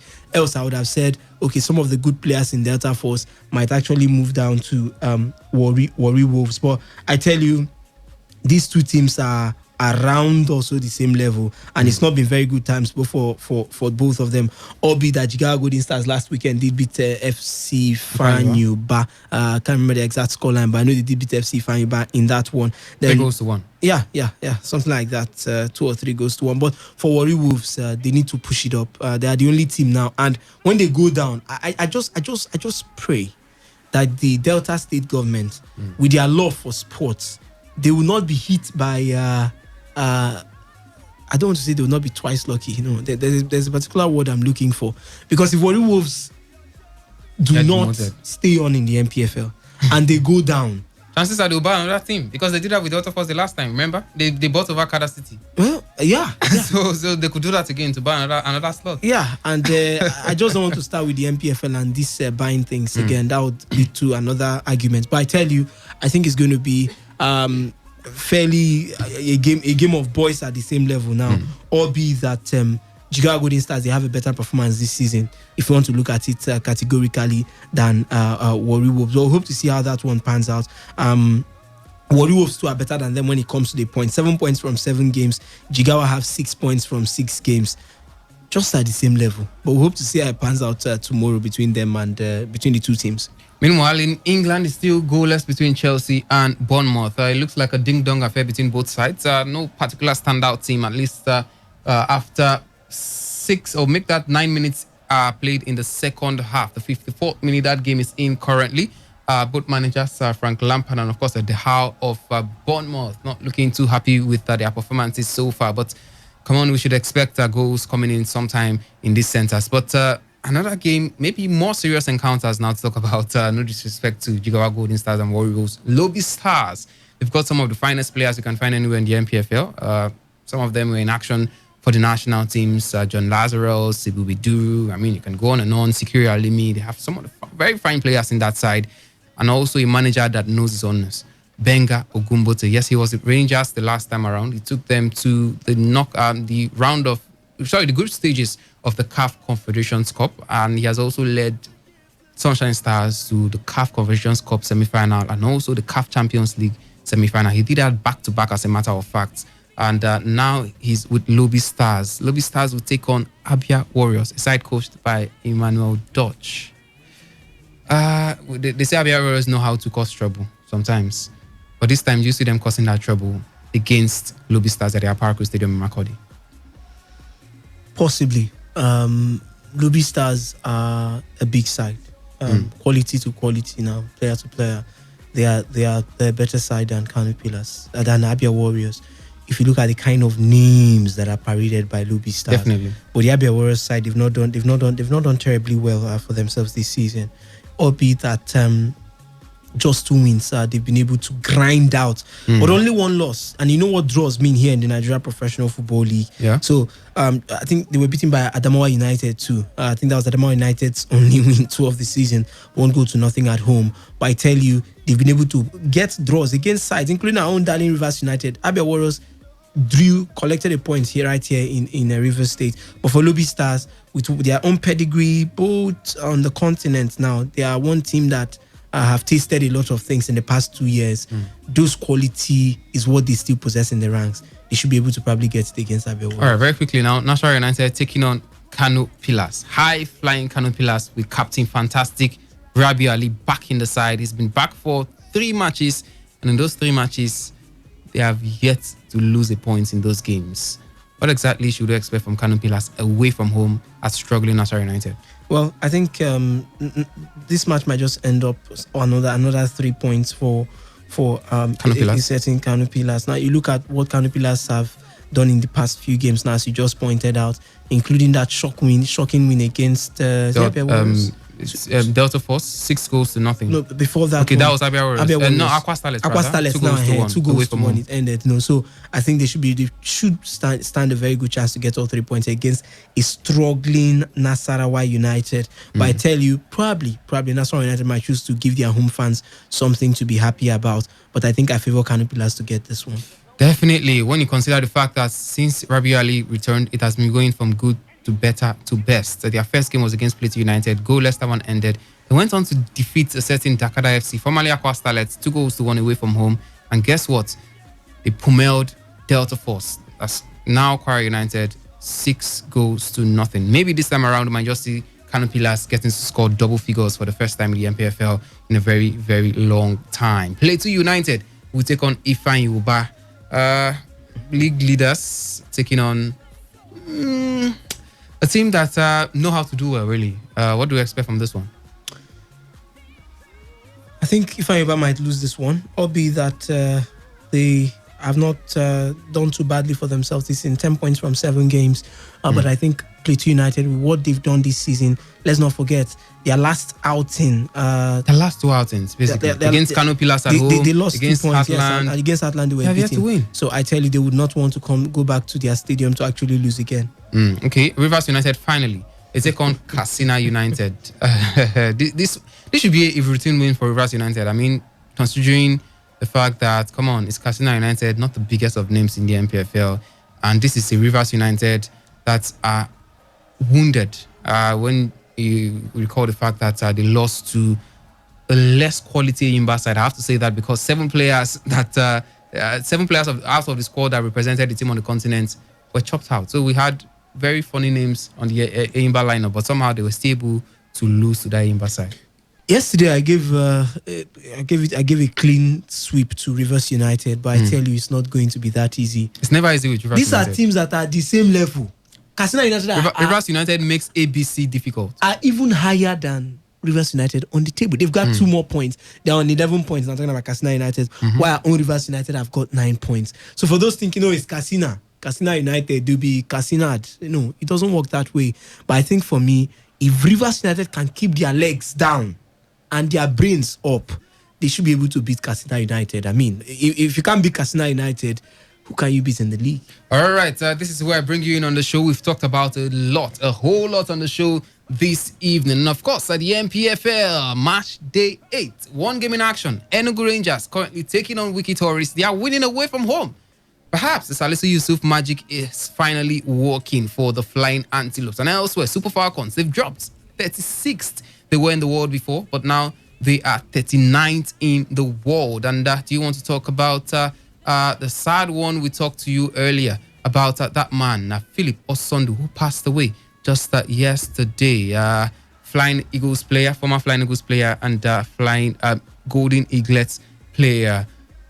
Good evening. Welcome to today's Sports Life. Your name and location? I bring you one greetings from Orazu. Obina. Good evening. Yes, I greet Victor Wisdom Obina in the studio there. I greet you too. Expert analysis is not every day you get to see people that analyze football with open mind.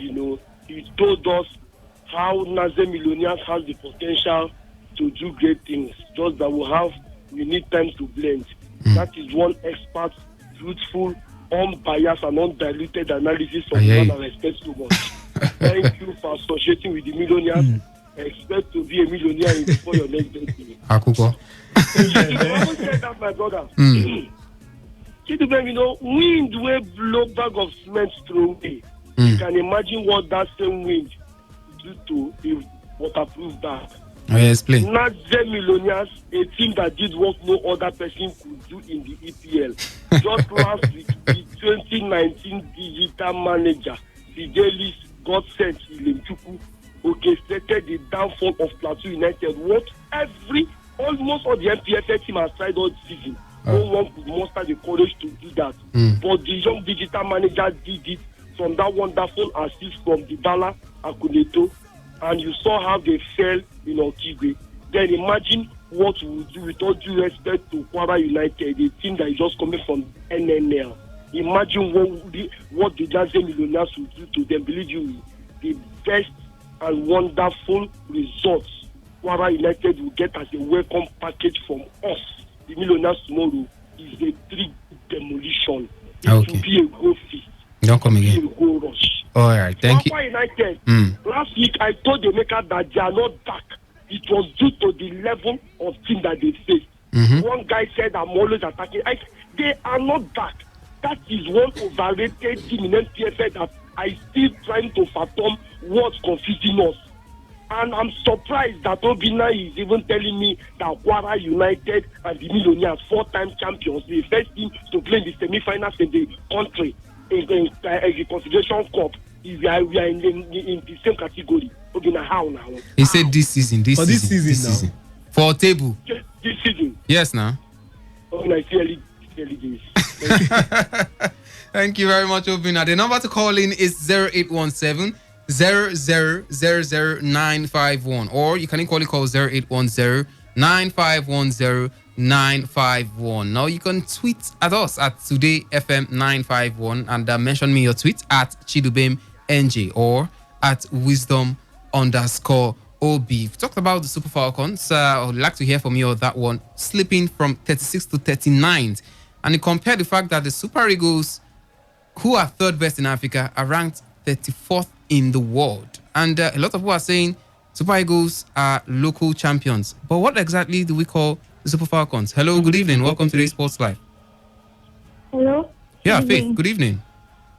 Good evening. Welcome to the show. Thank you. Let's start from the Super Falcons. Do you think the Super Falcons should be called local champions? Are you scared to call them what I just said? But we are still entertaining your calls, 0817-0000951 or 0810-9510-951. The MPFL hot in action.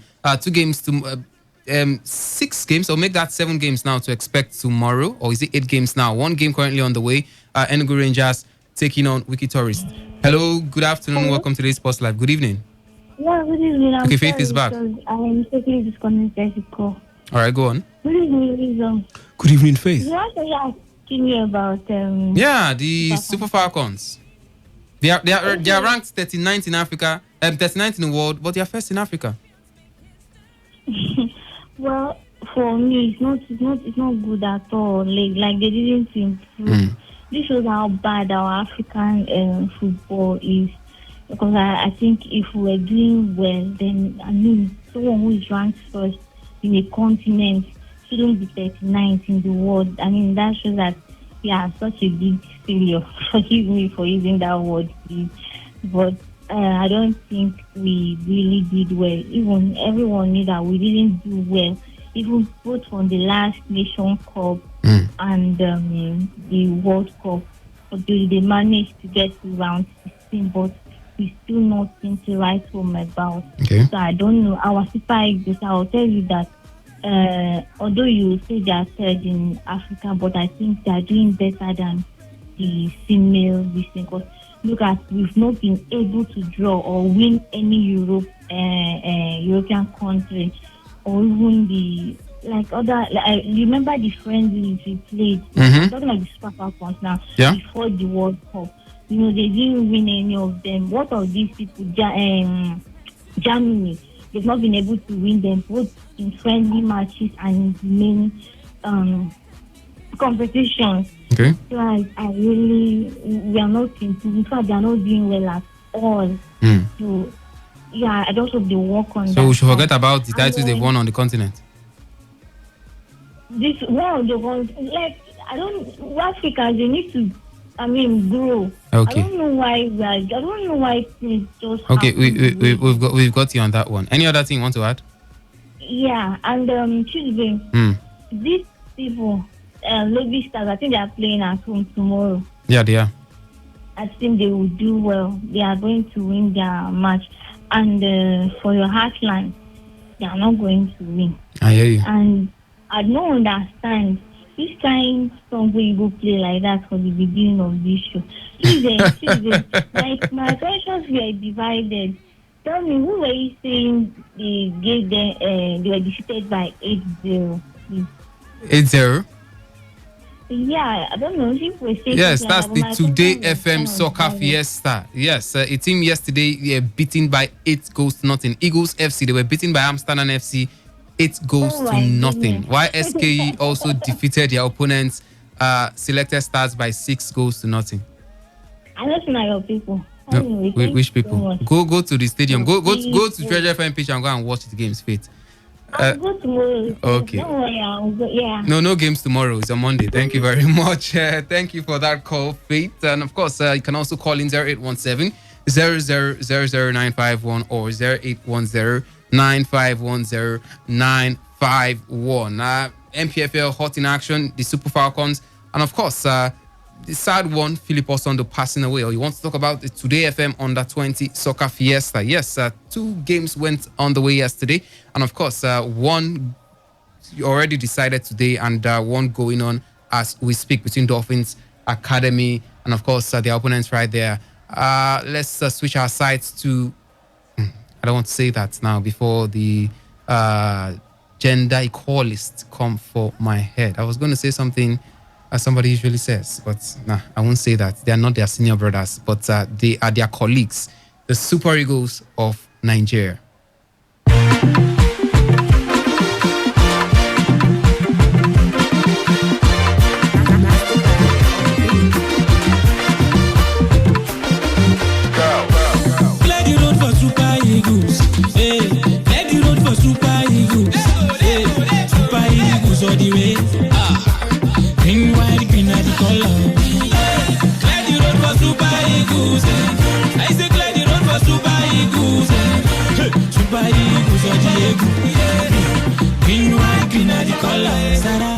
Of course, you have to clear the road for the Super Eagles. Anyway, we then pass. You know, say Wahala day. But I don't know if that Wahala has been coming in recent times. But the Nigerian Football Federation, yes, the NFF, it stated that Super Eagles coach General Raw is at liberty to determine the future of former striker Odion Ighalo as he hints on a return to the national team. Ighalo helped Nigeria clinch their 8th bronze medal at the 2019 African Cup of Nations after the Eagles edged Tunisia 1-0 in the third place game. And of course, he ended as the highest goal scorer in that tournament with 5 goals. But the China-based striker, he had been subjected to abuse following a less than stellar performance at the World Cup in 2018, which went as far as death threats to the player and his family. And quoting the spokesman of the NFF, Ademola Olajire, he says, nobody sent Ighalo away from the national team.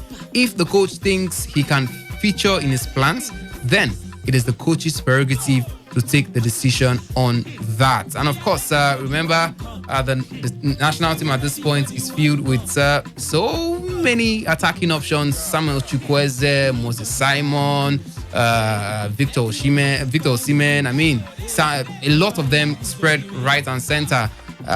Spoiled for choice is really the man cannot roll this time around. And of course, one other player who has come into the limelight of late, Kelechi Iheanacho. Yes, we saw him get substituted in the Leicester's game with Norwich City, which currently, by the way, is still 1-1 between both sides. But that man looks like a man reborn. And of course, his coach was saying that no player will be sold from the side this season, talking about Leicester City manager. Let's hear from him say that himself.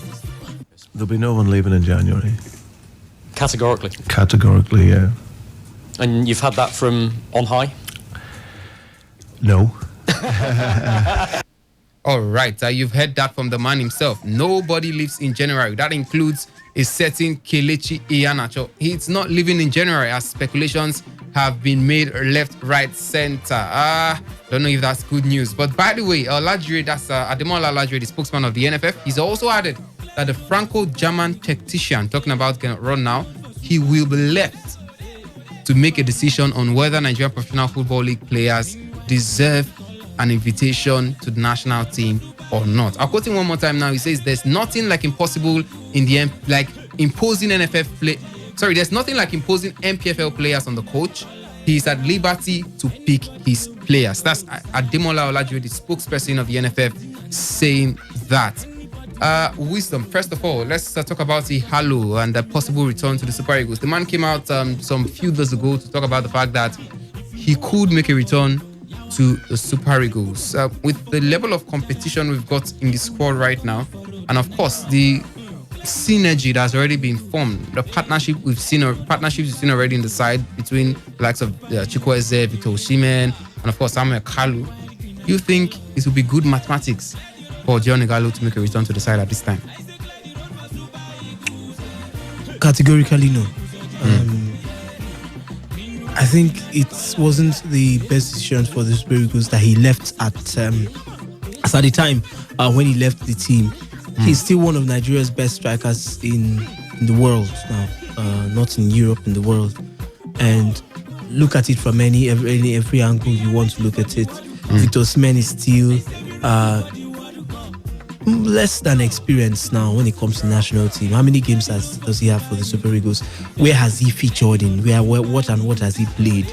You know, has he come up against a very, very strong opposition like maybe the Algerian national team or maybe the Spanish national team, as the case may be? Has he held his own? in these situations, not just to score a couple of penalties and 1 or 2 goals against fringe side like Lesotho and Benin. So I think for me, that's where I would say, as a team, we still need a player in the caliber of Odion Judigalo. But I tell you, if the Moses does not leave, Joshua will not come up.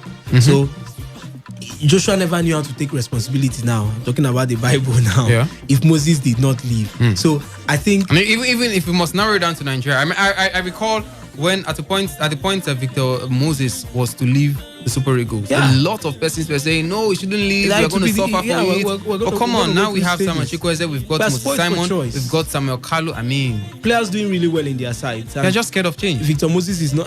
Ahmed Musa is not even seeing playing time now in the Super Eagles. So I think for me, he should go. Since he's left the team, he should continue in that spiral. Let's see how we can move up from there.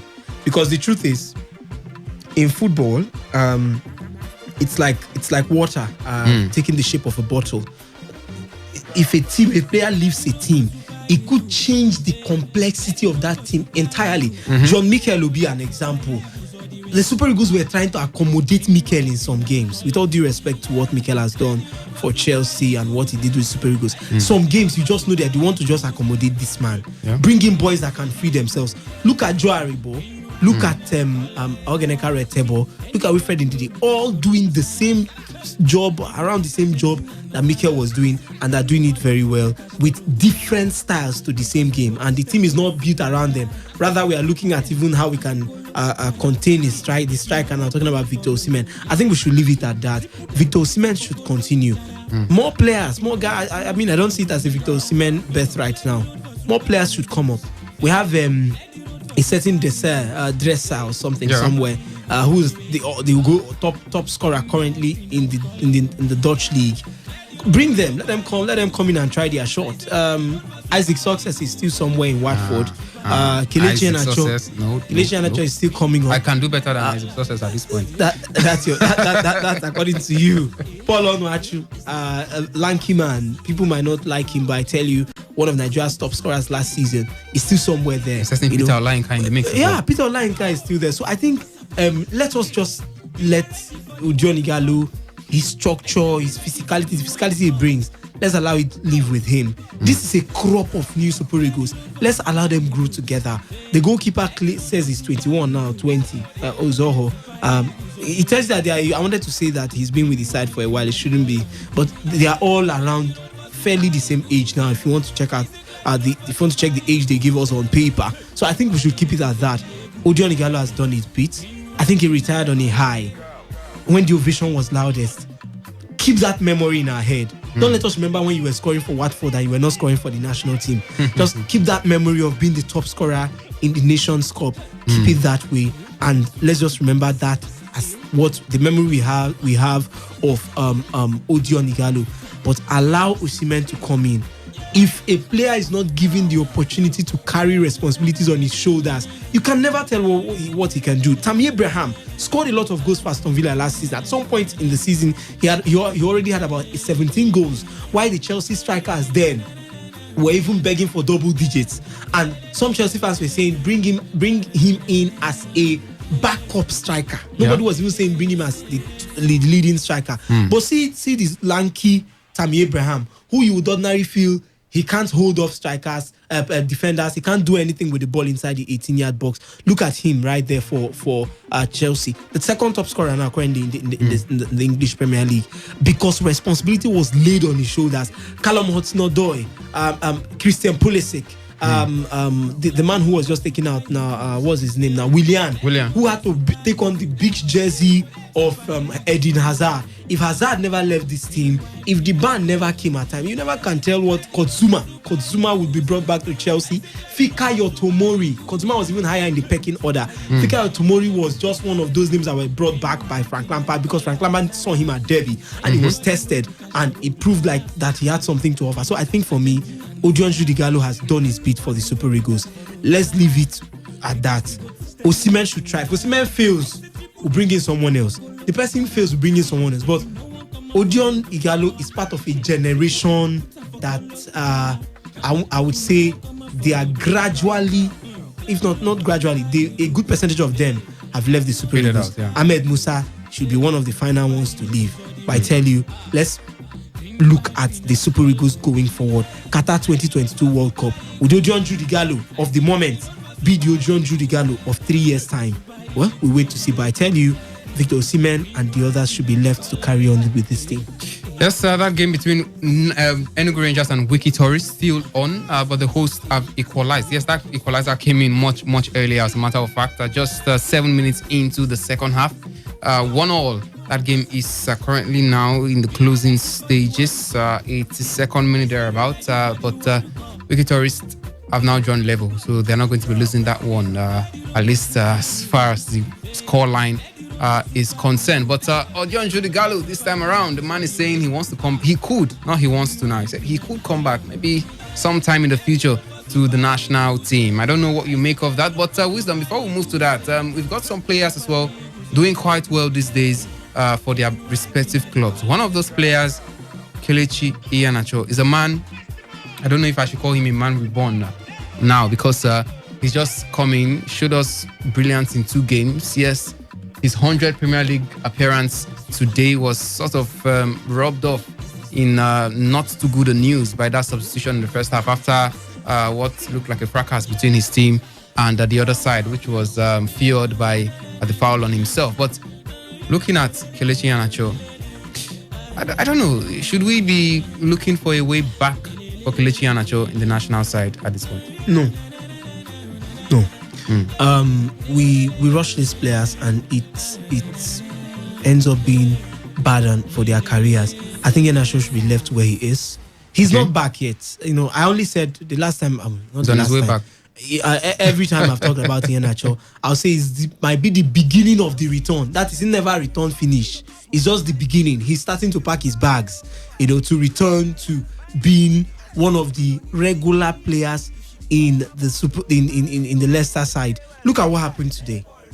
Just because he went down, I think what happened was that I think he was already blown offside or something, and he continued moving with the ball or something like that. And that's why when he went down, all the Leicester player and Norwich players came up against him. So, and that's why maybe the anger issues too was why the coach took him out. So I think for me, Kelechi Iheanacho should remain with Leicester.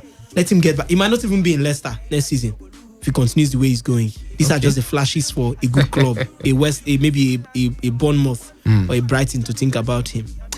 Well, that's according to Wisdom of Vina. But come on, another thing Demola Olajire now on behalf of the NFF said was the fact that Gennett Rowe is not under compulsion to pick any player from the Nigerian Professional Football League. That it's under his own discretion. If he feels like picking a player from the NPFL, he should pick if they are good enough.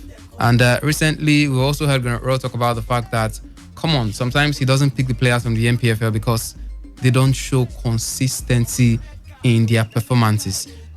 Do you now, as a person, do you feel that there's any sense in, or there's some sense in what Demola Olajire says, and just suppose that with what Gennett Rowe himself is saying, that, come on, sometimes the consistency is the problem. I've asked this question before and I'll ask it now again. Wisdom.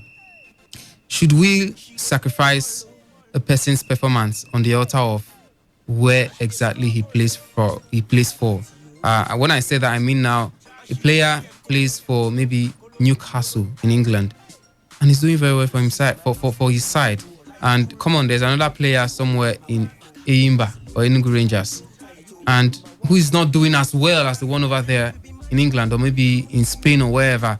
But because he's playing in the Nigerian Professional Football League and we need to encourage our players, you now leave out the player who is doing so well for his national, for his club side out there, outside Nigeria, and pick the one here in Nigeria just because you want to meet a certain quota. But we are not there yet, and that's what I think we need to look at. We're not there yet, so we don't have those kind of. We're not in that situation where you say we have players all over Manchester United, Barcelona, Chelsea. But don't we? And we don't. Currently, let's put this in perspective. Currently, now the Super Eagles setup we've got. We don't have quality. Do you think? No. I'm not talking. When you say we don't have quality, that's relative. Wisdom. If you look at what we have currently and what we have in the NPFL, Do you really think? Do you think there are players you could easily pick from the NPFL that can easily displace any player in the current Super Eagles setup? I think this is a different kettle of fish now. Now, if you're comparing the players in the Super Eagles with the NPFL, but that's what we're talking about. You have to display somebody if you want to make the list. Okay, maybe I'll come to that argument in a bit. But if you're talking about we being at that level where you said Newcastle, but you can't mention a player in Mechelen in Belgium, and you're saying a player in NPFL cannot compete favorably with him just because he plays in Mechelen. Whether he's on the bench, it doesn't matter. Whether he kicks the ball, it doesn't matter. I think the main thing should be performance. Yeah. Now, if you look at the Super Eagles, there are some positions that there's no place for argument. Players that are there deserve to be there. Now, look at Victor Osimhen's position. Do we have any NPFL player who has been scoring goals like Victor Osimhen currently? The answer is no. How many NPFL players have scored 6 goals in 7 matches now so far?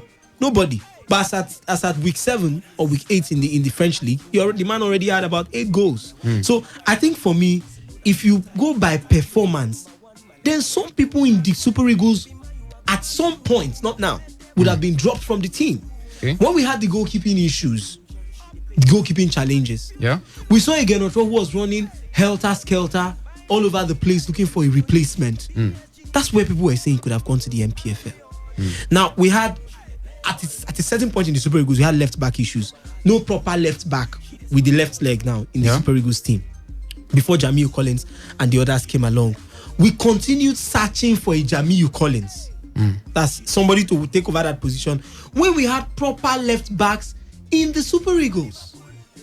So you see, if that's in the NPFL, not Super Eagles, when we have proper left back in the Nigeria Professional Football League. So describe the league as whatever. You know, I'm among those who will tell you, I'll tell you the way it is. Nigeria league is not professional. Let's be straightforward with ourselves. But there are talents in this league.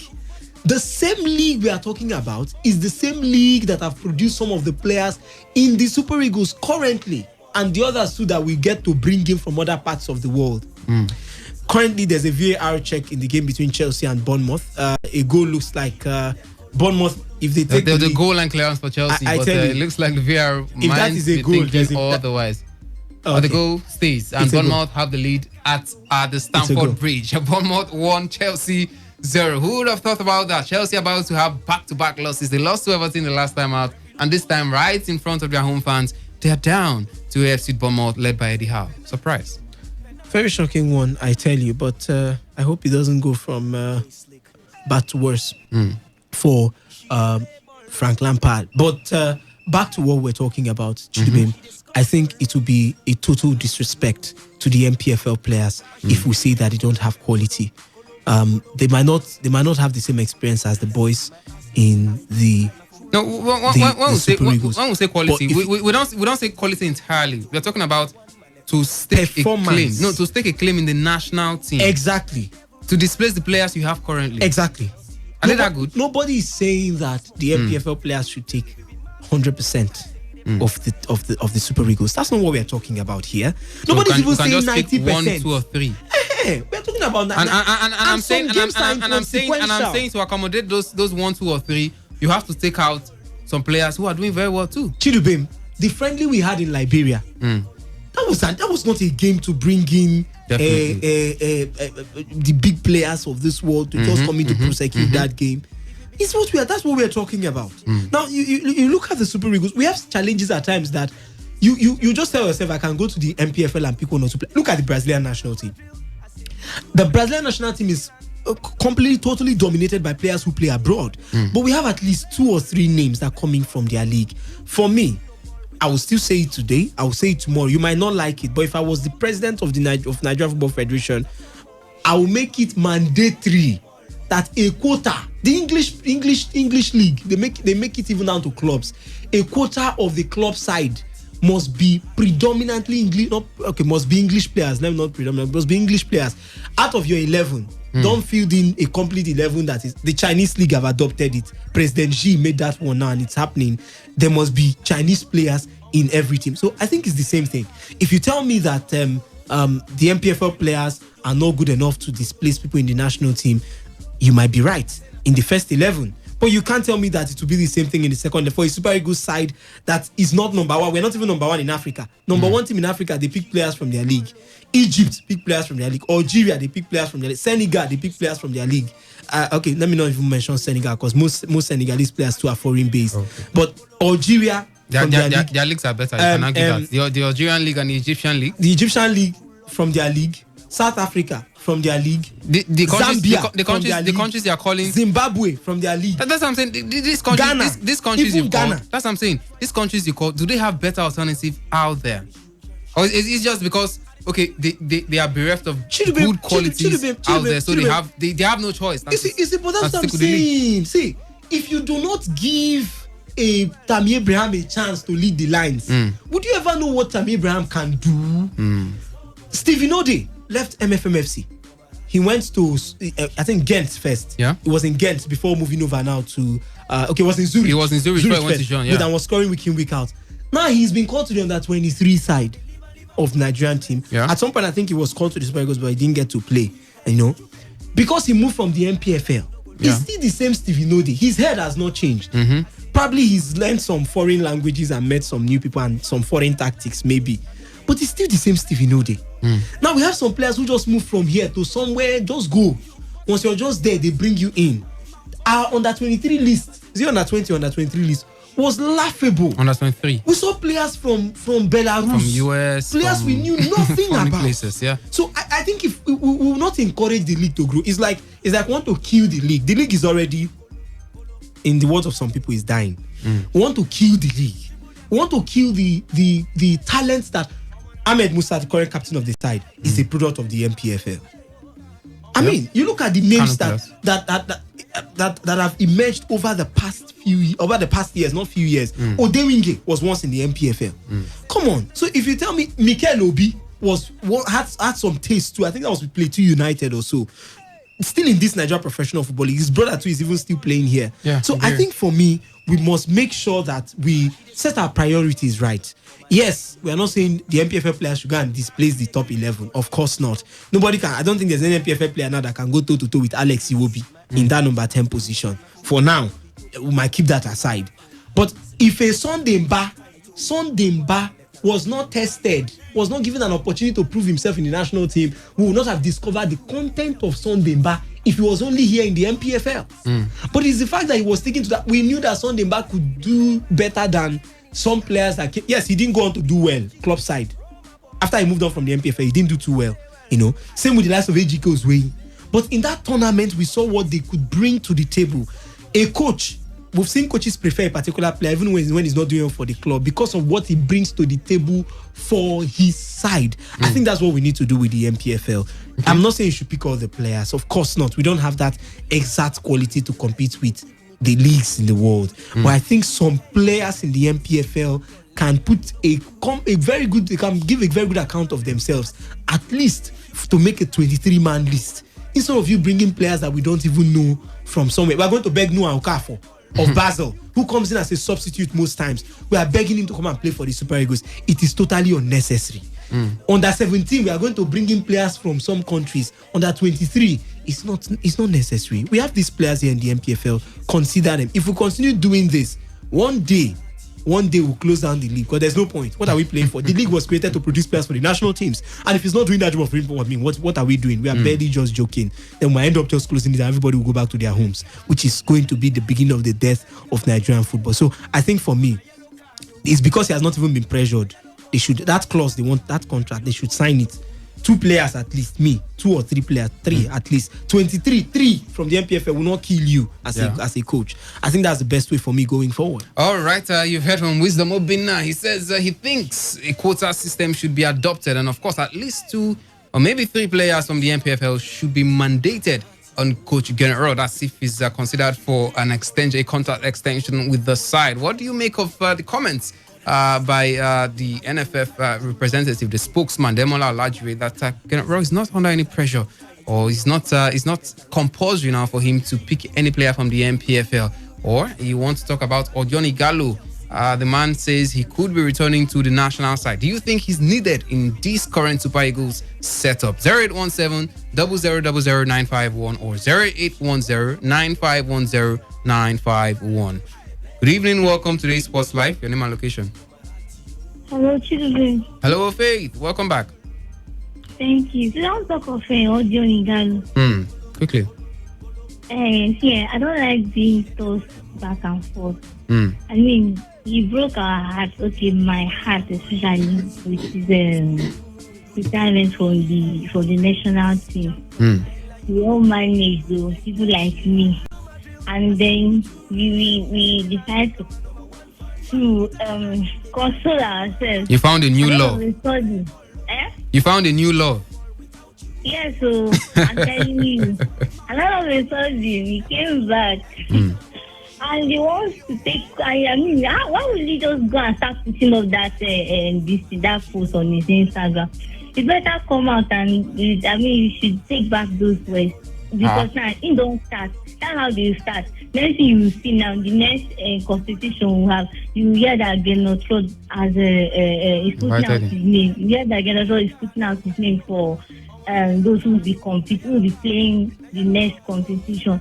So please. He's still good though, but how old is he? He should just go and continue with his club side, because I think at first, the time he retired, I wasn't in support of it. So I wouldn't support him to start coming back now, because I think we have other options that will cover up for him. And as for Genotro, I think I go with what Wisdom said. We should try and put these people, and if they mandate him to start adding these our MPFL players, yes, I think the competition here will improve. All right, thank you very much. Good evening, welcome to today's Sports Live. Good evening. Good evening, your name and location. My name is James. I'm calling from Gokana. J what? James. Okay, James, go on. What I want to say about Amaju Pinnick. Amaju Pinnick is not helping our league. We're not talking about Amaju Pinnick. Gennett Raw. Yeah, I know. If I'm talking about NFF, if NFF they make it compulsory for Gennett Raw, to look our league. Okay. And check out a good player. There are a lot of good players there. Look at that guy, Rabiu Ali. Because he was sanctioned and the Canopilla was going down. And immediately he was recalled back. Look at the Canopilla. They are not winning their game. Exactly. That you talk about. Look at that guy in the Aqua United. That guy in the Freka Effiong or Unfonudo. Yes, look at all those guys. You should assemble all those are best in that league. Assemble them, and then sometimes having them, play. Sometimes maybe some kind of, there are many of them, But now you now focus on, foreign base. Foreign base will not help our league. It will not help our players. Killing the league.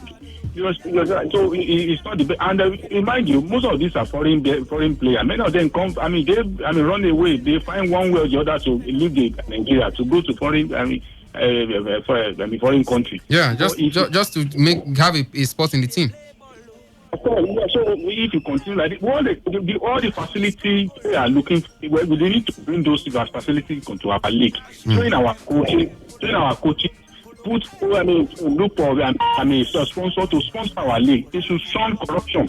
So you need to put security in our stadium. If they put all those things in place, you see our league will improve and make sure that our players are taking flight. So you see.